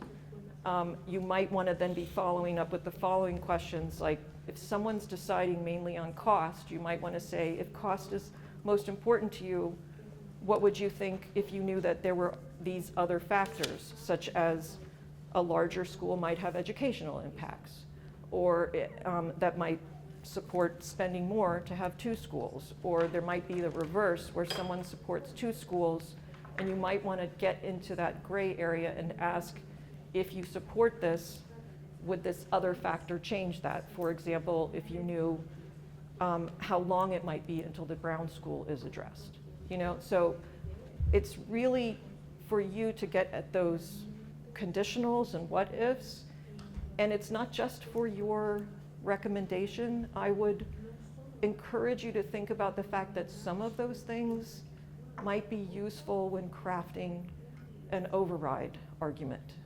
You know, like you mentioned a pool, you know, like if you actually had some data on that, and I'm not saying that, maybe it wasn't you, but like, and I'm not saying that you should consider that at all, I'm just using it as an example, but like if you knew that that mattered, it might help as you think about how you make your argument. And you mentioned students with sensory issues in a large building.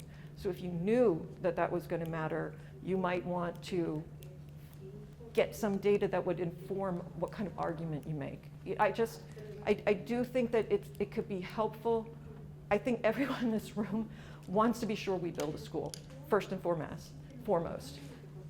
Whether it's 2 schools, 1 school, or where, we want to be sure we get the right facilities for our kids, and that's going to require an override no matter what we do. So you might want to think about what those questions are. So in the experience Do you- of the I'm just going to call up Anna okay. Garsman, who is the director of Somerset, our Innovation and Analytics office, because she might be able to answer some questions about the survey that I might not be able to. I'm sorry, go ahead. Yeah, no, in the experience of the city or other towns who've done this, maybe community engagements to inform a decision later.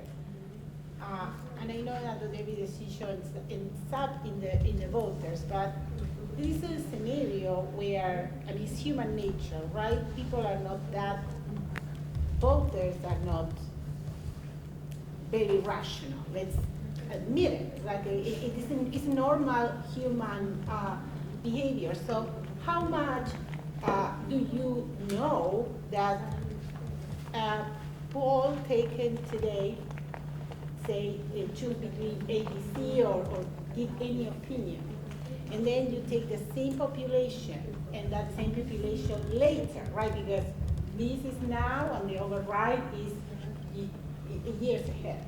And how much that reflects the future behavior. Because what we are trying to do here is to sort of predict the ticking points of a future behavior, a voting behavior. We want to anticipate what to present to these voters, what's the option, they will vote yes.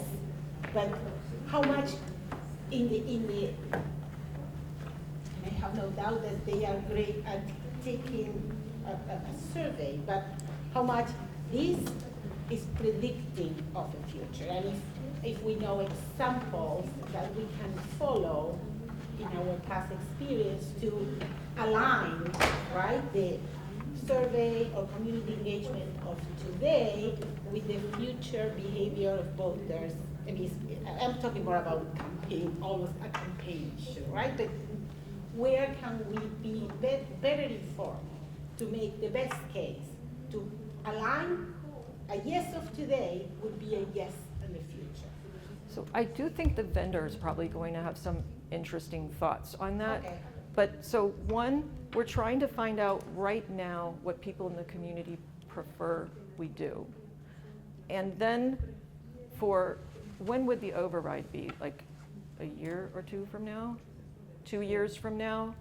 So you would get information, like if you ask enough about people's reasoning as opposed to just their selection, Okay. you might get some insights into what is Okay. driving the opinions. All right. Okay. And there would be some likelihood that those core strongest opinions might still be drivers in 2 years. Okay. But we're in an interesting world right now. Yeah. So Okay. No, okay. Understood. Did you have any? No, that's exactly what I was going to say as well, that when you think about sort of what questions you want to ask, including that why are people selecting their choices, because the underlying reasons are more likely, we'll say, to remain valid, even as the world changes. Just want to say thank you. This level of detail is really awesome, and I think it's really helpful to see this process. I appreciate how condensed it has to be to make these timelines. I think it's really, and this is more for everybody, and I don't think this is directed at you necessarily, it's worth considering that this sort of first engagement process is coming out 2 years after the school is closed, and as we approach families, I think we need to be really sensitive about that. There continues to be that level of distrust built up, and honestly, it is frankly like a little disheartening and almost kind of embarrassing that the city has taken this long to survey the community about these things that have existed in that context. That's not directed at you in any way. I think this is fantastic, the level of detail that we need. But just as we think about it, talking to fellow Winter Hill parents, there's a very big lack of trust right now, and I think sensitivity around that sort of, this is almost 2 years after, not quite, but 2 years and a month after that closure. I think it's a difficult time for a lot of people as well. Yeah. I completely agree with you that we're deeply aware of that, and we're going to have to do our work to overcome it. I do think that part of overcoming it is helping people understand that part of the reason we're waiting is because we can go with more real-world options and benefits and impacts. You know, that 2 years ago to say, do you want A, B, or C without any additional data or information would have been, and the schools did do some of that, and then the students did as well. That gives us some useful data.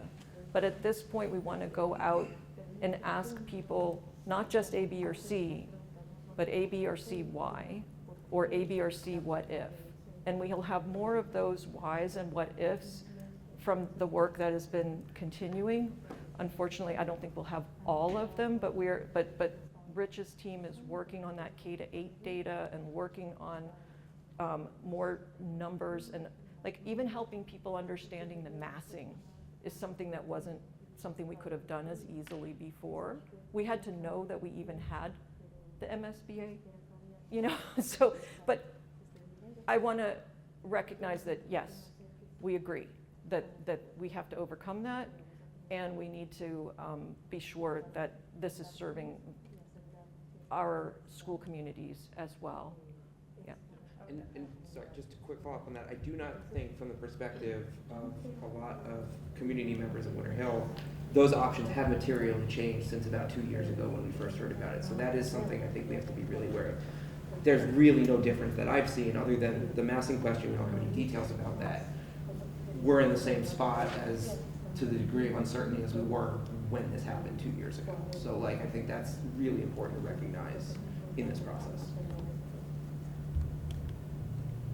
I would add one note on timing, which is that as you may be thinking, the timing of when to do community engagement and the timing of when the override happens is also, you want the community engagement to be as close as possible to the override as well. So there is also tension between trying not to predict the future too many years in advance. So it's a tough balance to strike on all efforts. Right in the middle. Yeah, we did it right.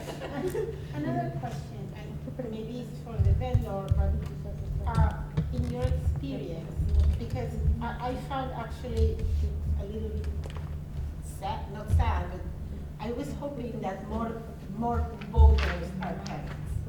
And I mean, it is clear now to me that at the end, I mean, numerically, the decision lies in all, in a mass of constituencies that is not, I mean, at least not what I represent, right? I'm a PTA, you know, like we are very invested in the schools, but this will be decided maybe in the flip of, you know, okay, what by, so can we make a community engagement, at least a survey, that at the same time captures the minutia and intricacy and involvement that we parents have in all of this, and we know every detail at every school.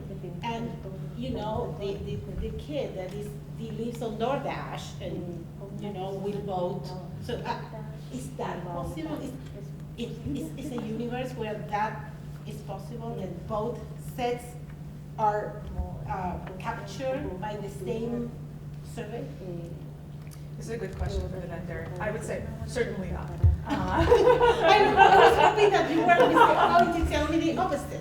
No, but I think a community engagement can. Different instruments can be created for different people. In the scope of work, we have sort of different instruments for focus groups and a survey. You can also put in kind of branching logic in a survey to ask follow-up questions. So these are possible. The tension is, of course, keeping it simple and fast for the parents to do as well. So this is definitely a balance that you will have to strike in the conversation with the design. All right, okay, understood. And this is a little bit of a follow-on, but it also references what school committee member Sarah Phillips said, is to understand the difference between a survey and a poll. Like a statistically representative poll is going to be very different than if just we push out the survey and 80% of the respondents are school parents, right? Yeah. This almost doesn't matter, right? If it's 100% school parents, there's still a huge number of people whose opinions aren't represented. They're going to care more about, I don't know, traffic or something, right?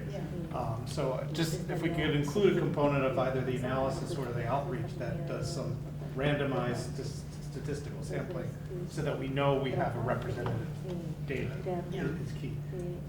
Yeah, because honest, I was shocked by this information. I don't know, I thought that there were more parents. But the high school passed. I know, but as we were saying, the high school seemed like a simple, I don't know, it seemed a little bit like a simplest question. This somehow, I don't know, I'm concerned all of a sudden. So I want to ask and to engage in the right way, because I up to now, to tell you the truth, I know of course that the voters, but it was like, okay, here we know the names of every school, you know. I'm thinking of myself 20 years ago, with the what? No, but yeah, I mean, I think that one my concern is that you exhaust the voters wanting to pay additional taxes. Yeah. So if you go for one, because there's one school missing in the district, there's a void. But if you go then 5 years later for another one, it may be a little like, how do you convince them? Again. Right. So, having been part of the process for the campaign for the high school, a couple of things to be aware of. Okay. Yeah. One, it was intentionally done during presidential election year to get a lot of frankly, low information progressive voters, and it worked swimmingly, because these are people who aren't understanding of the realities of regional finance, but like, oh yeah, we support schools, and they voted yes. Two, there is some degree of exhaustion every time you ask for a new vote, but it's also a city where 60% of the voters turn over every 3 years. So like, and the people who get exhausted by new taxes are already probably gonna vote no on it, frankly. So are you saying it should be in 2026 and not 2027? Based on the experience with the high school? If I were making a decision from a purely political strategic point of view, I'd go for even number year, yes. Yeah. Now, I do not know all of the logistical, legal, and other frameworks that might be make a private decision, but if I were making a decision from purely best chance to get a yes vote, I would do it in the evening election. Our turnout is to our advantage. It's also not a mayoral election year, and oftentimes those candidates can inspire very strong opinions from subsets of voters. If it's 27. If it's 27, it would be, yeah. I mean, mayoral. Yeah, but I'm saying 26 wouldn't. 26 would. Yeah. Is 26 possible, Rich?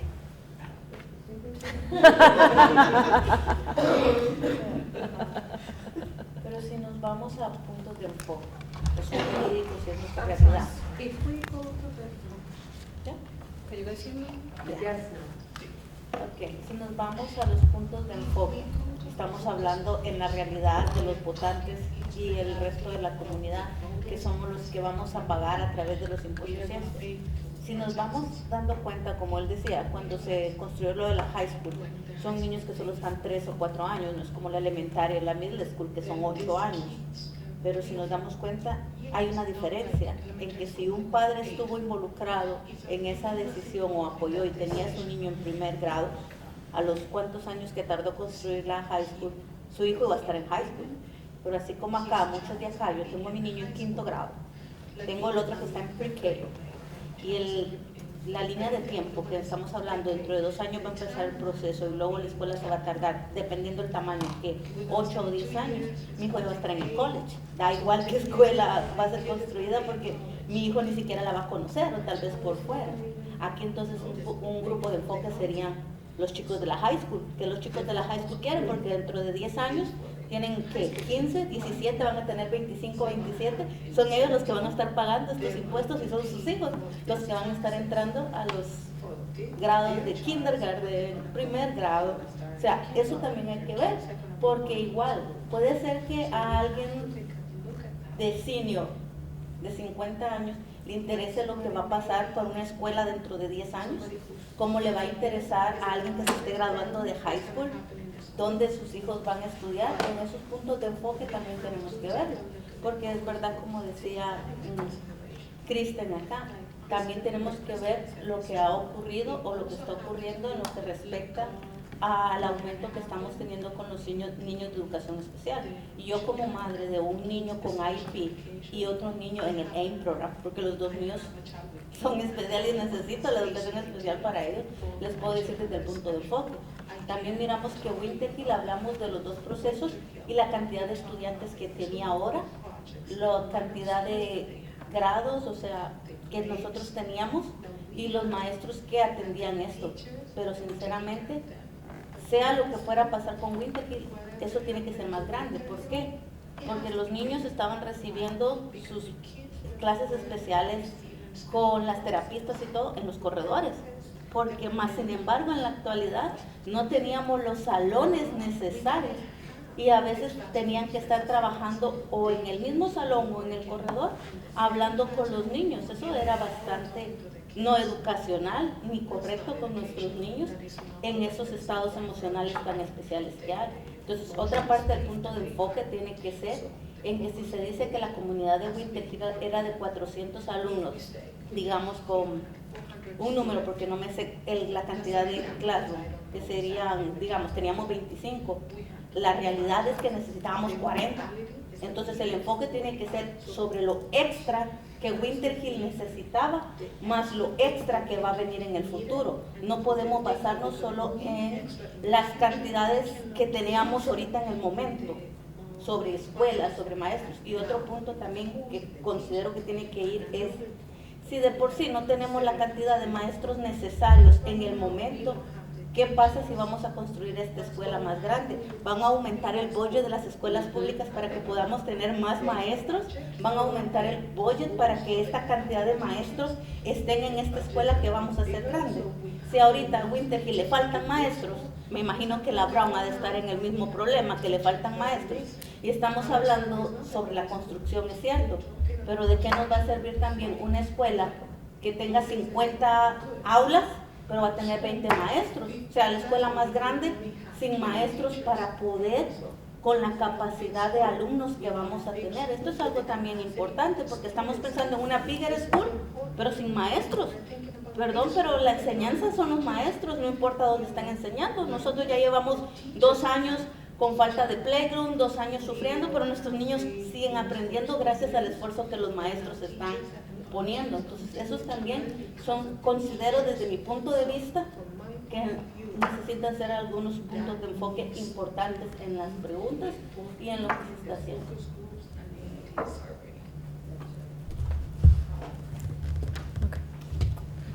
Why don't we do one more question and then talk about if there are people who are interested in engaging outside of the meetings, to see if there's any volunteers or interest for that. To follow up on your Yeah. comment, Gandhi, I think that's actually really important. It made me think that a group missing from the stakeholders was SEU. I don't think we had them as somebody to feedback and ask those questions about in terms of does this change the perspective from the union at all? Like so you're saying in the demographics? Not in the survey. This is for the stakeholders of the other section there. Just made me think of that. I don't recall seeing. Well, but if you want to know it if you want to know what they think, you're saying not survey them, just have separate conversations with them? Yeah, I think it's somebody we need to reach out for specific feedback on the topics.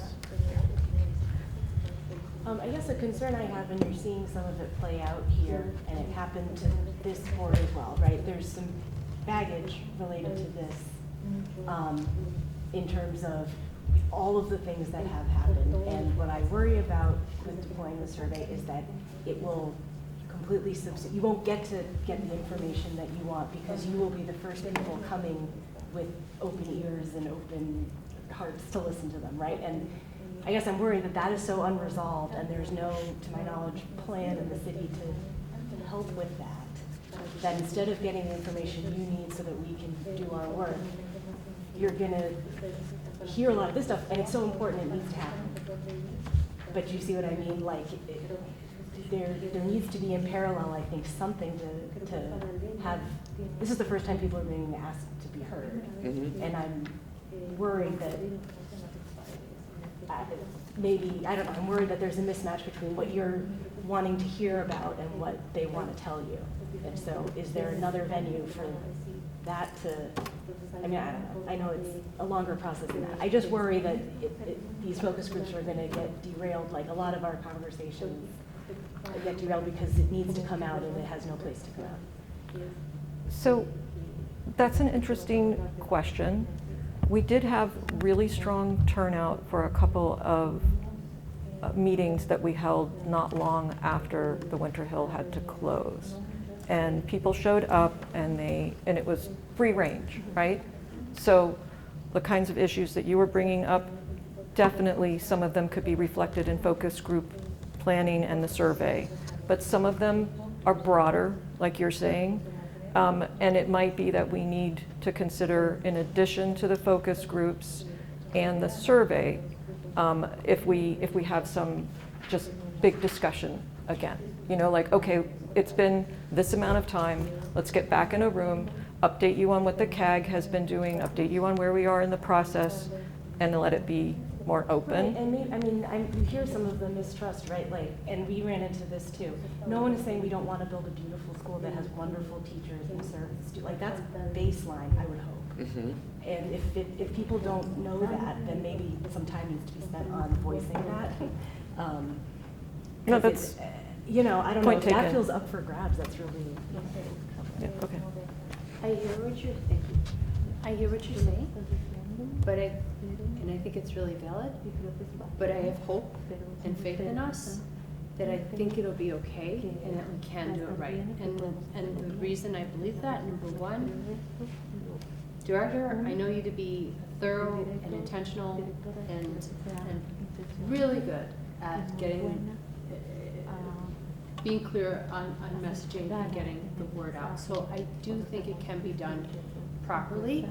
And I also believe that every experience, what I know about the Winter Hill community is they want to be heard, they want to be valued, and they want to be, and parents tell me that, and tell us that they want to make sure that they're not forgotten and that they're not being ignored. I do think we can do this right. I really do.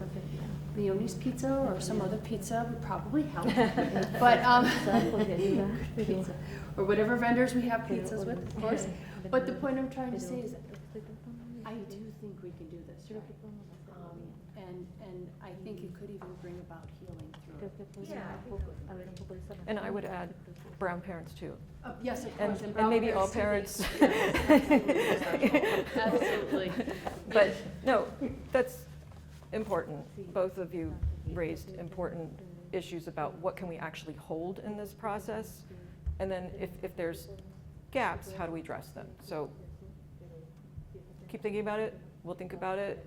I usually, for school-related things, I really like to talk to the FSLC staff because they spend a lot of time working with parents and have a really good handle on what they think will work, which, for example, is why they suggested that we go to the parent groups and the language access groups and so forth, because they have strong trust there. And they may not respond to me walking in because they don't know me, but if we go in with SLC support, people might have a lot to talk about, but they're still going to talk to us, is my hope. I'm hopeful in that respect. So, I think you make really good points, because I think it's hard if you haven't been in part of the Winter Hill community to realize how much this has damaged that trust overall. I think to the point where it's like, weeks before those initial meetings where the options were presented, people in the city were officially telling parents that Trump wasn't even an option. So like there's trust damage from the start there. I think this is a good opportunity, especially since this survey is not going to be out until the summer, for this end of the school year, if the city takes the opportunity to have more of those listening sessions. I think that would be a huge benefit there. It hasn't happened since that involvement, though. I mean, other than that meeting, I'd say December 2023, and then the Winter Hill students doing a survey themselves, the community has not been engaged by that process. And I think doing some of that repair work ahead of this survey will improve that. I just haven't seen it happen. I have a question, maybe, I don't know if you were here or for Andre. Are there any things that were done prior to the override or the vote for the high school? I remember voting for that, and I never imagined that one day we have kids that will come to the school eventually next year. Anyways, but was there any most effective intervention with voter, let's say, or the public engagement that that we should replicate and make sure that goes into the second time? I know it's many years back, it's a different Somerville, but what worked before that we can replicate? It was a political campaign. It was a ballot committee that raised several $100,000 to do all of the normal campaign activities. There were door knockers and flyers and mailers and. But before the campaign, when it was presented, there was community engagement before? No, there was no. Okay. Like there's already more community engagement on Winter Hill than there was when we knew high school. Okay. All right. No, the city just presented a new high school plan. Okay. And campaigned its ass off for it and. Okay. Also, it was all on the shoulders of the campaign for it. And well, in the city, it was the then mayor put all his political capital on it, and a lot of political pressure and a lot of campaigning, a lot of the rhetoric, and we did tours of the school because, as I said to several people, I will give you a tour of the high school if you can do a tour of the high school and tell me it doesn't need to be replaced. There's something I can tell you. Okay. And how much it passed? It was pretty 70 something. Yeah. Okay. It was overwhelming. All right. Okay. But it was probably a much more straightforward sell. Yeah. Right? Yeah. Like I said, it was high school on the side of the old high school. Yeah. It was. Let me walk you to the high school Expensive, and then tell me we don't need a new high school. Yeah.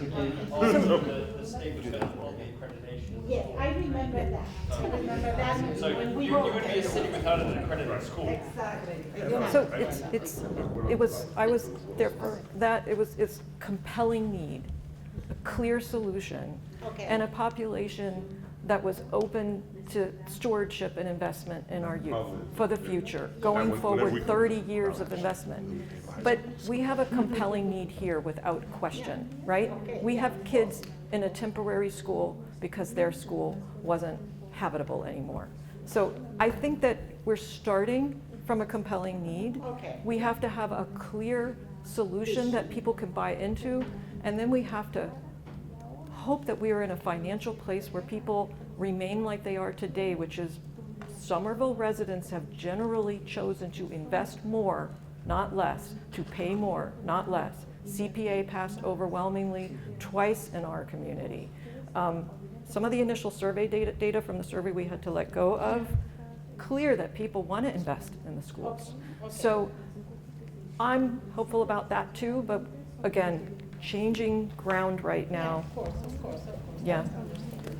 Yeah, I was just gonna say that I'm particularly interested in seeing what the community has to say, because I feel like here, even though we are representation, we're also channeling certain opinions. And, you know, some of the opinions I hear here are different from the opinions I hear from other parents in Brown, for example. So, you know, I'm really interested to see what is the kind of the unbiased result. And then with that, we can really make a better decision, because then we'll see what people are saying. Like, right now, we're shooting in the dark, trying to read people's minds.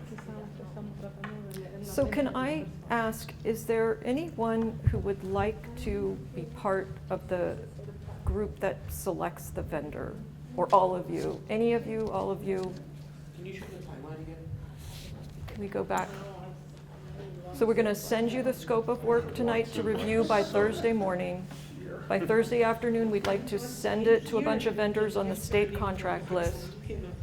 And then we want to review bids at some point between Friday the 25th and Tuesday the 29th.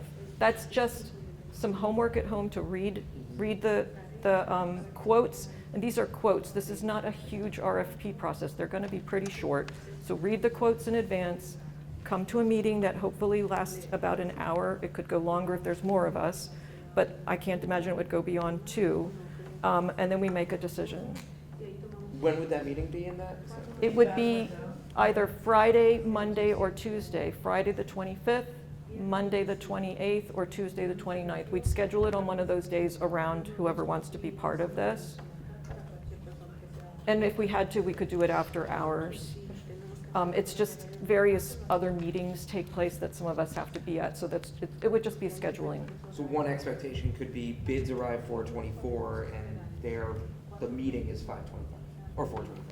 We would schedule around people's availability. It's an option, but we wouldn't. And maybe if I could just suggest, right, if you could imagine yourself saying, I don't trust the city to make the choice of this vendor, I'm going to be suspicious about the vendor if I am not part of the discussion, then be part of the discussion. Right? Can I also put a positive light on that too? If you feel, I trust the city, and I have some expertise to offer, this is something I know a lot about, right, or that I've done before, right, or there's some value I think I can bring that is beneficial, then be part of the discussion, right? I have a question. Yeah. I'm still trying to your framing. Is SFLC going to be part of the decision process? Can you get something from them to be part We of can this? absolutely ask them if they will be part of it.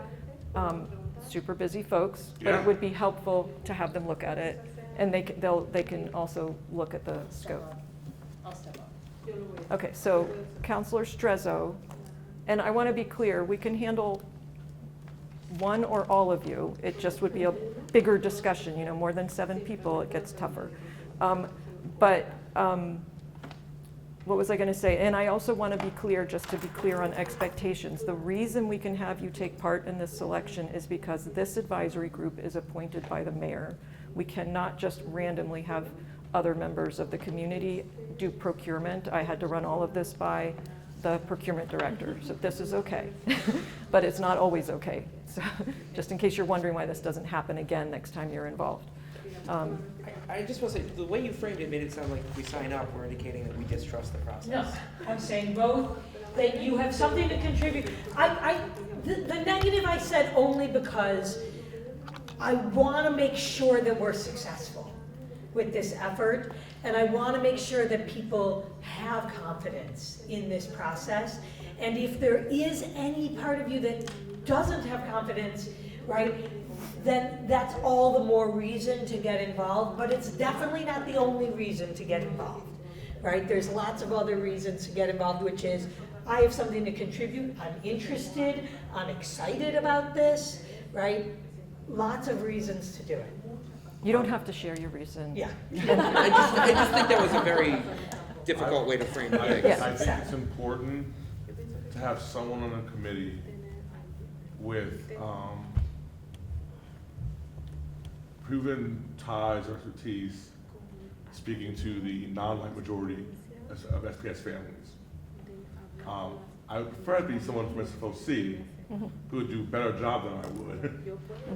This is procurement, this is state I have, contract.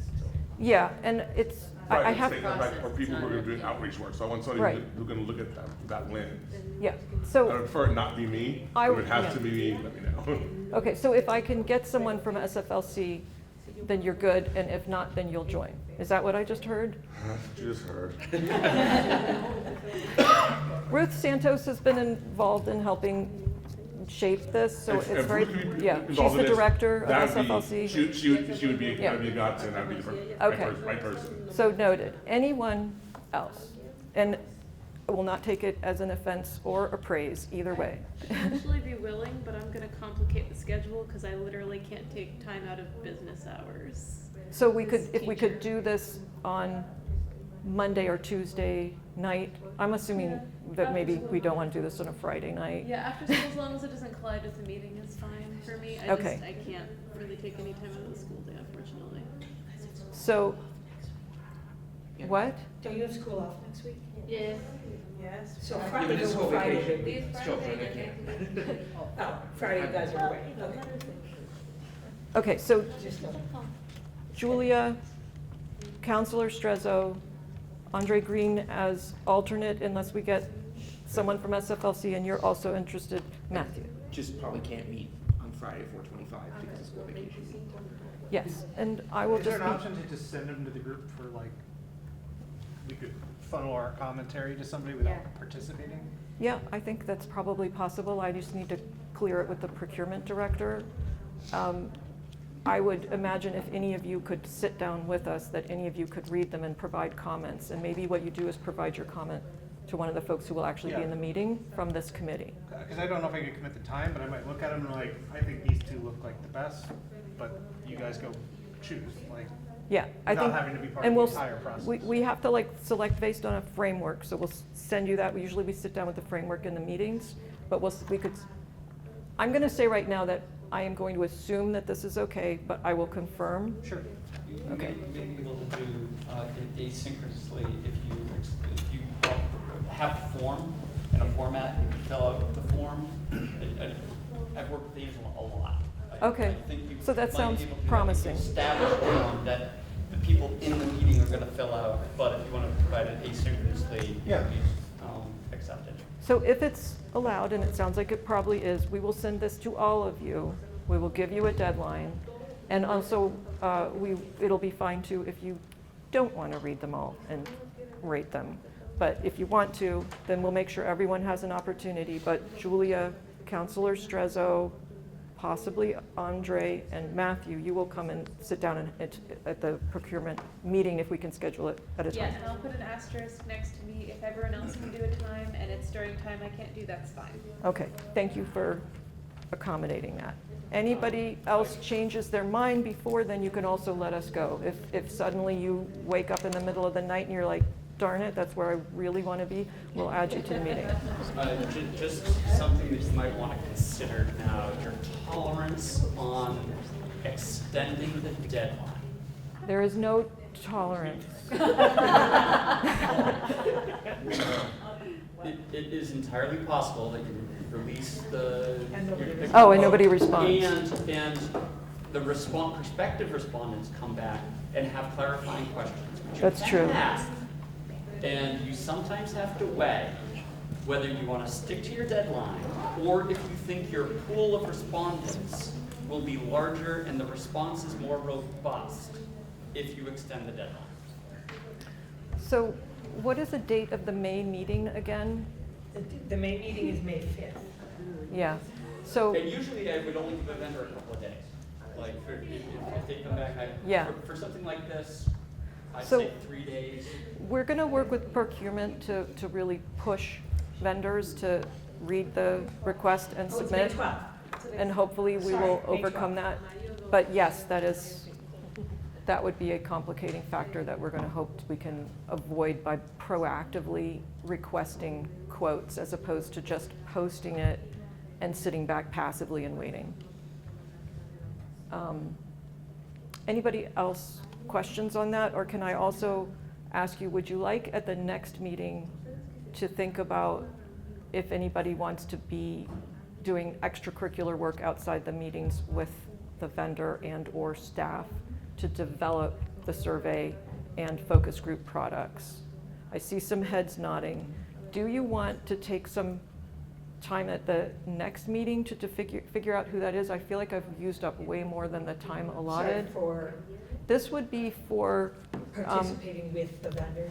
for Or designing the instruments. we want so between meetings to be more engaged in the development process. So I if we saw want Ryan people and who are, Corey.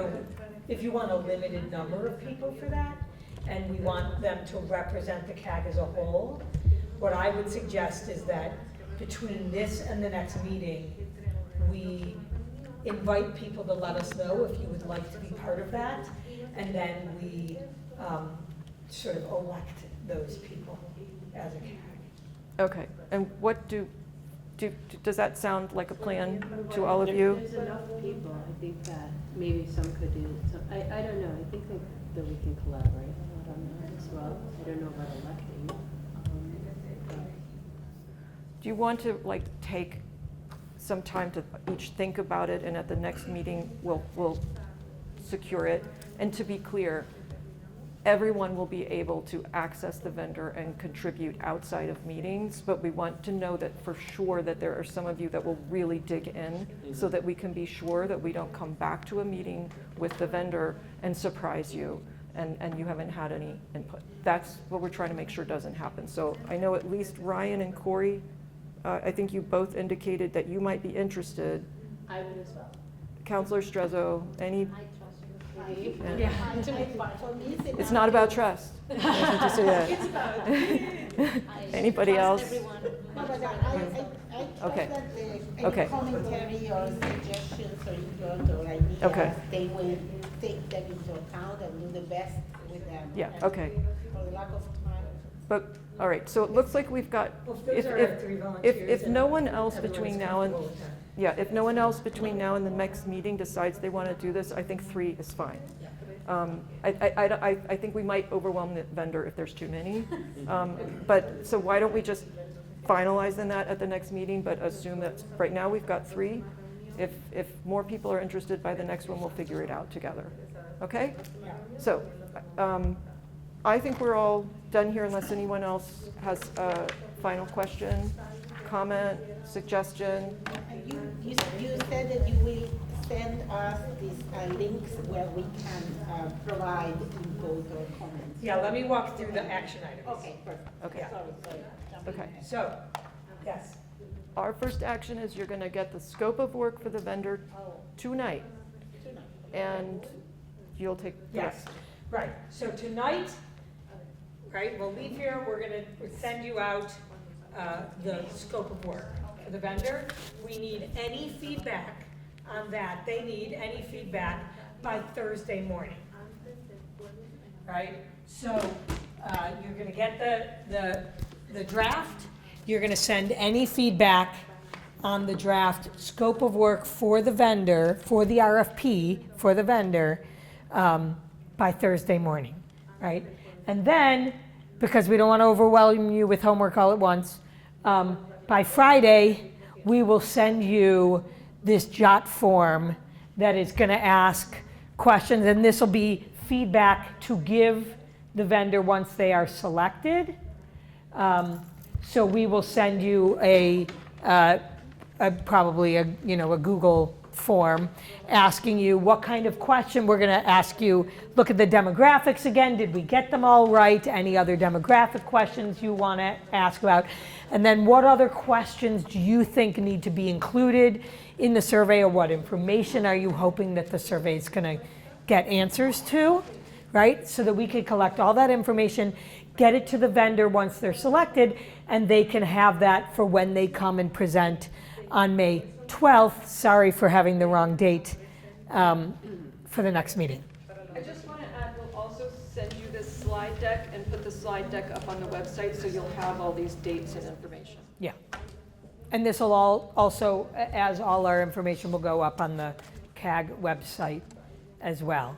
And then I think we also are going to then, once the bids come in, Denise is gonna look into, can she just get everybody the bids and the form to fill out to weigh in any ideas about the vendor selection.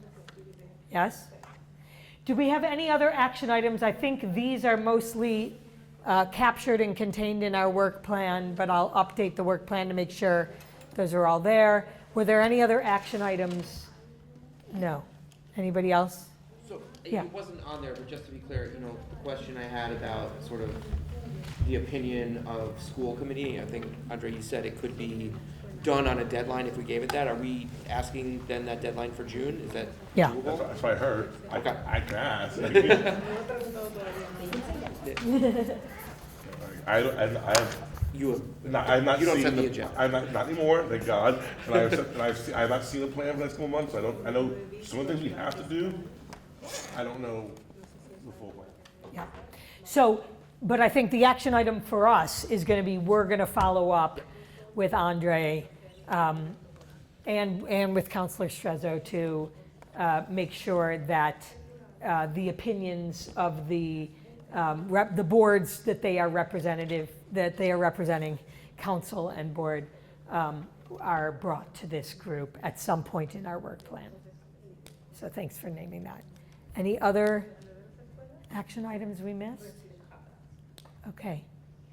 Thank you all very much. So our next meeting, May 12th, please ignore my message saying that it was the 5th, it's the 12th. And we will see you then.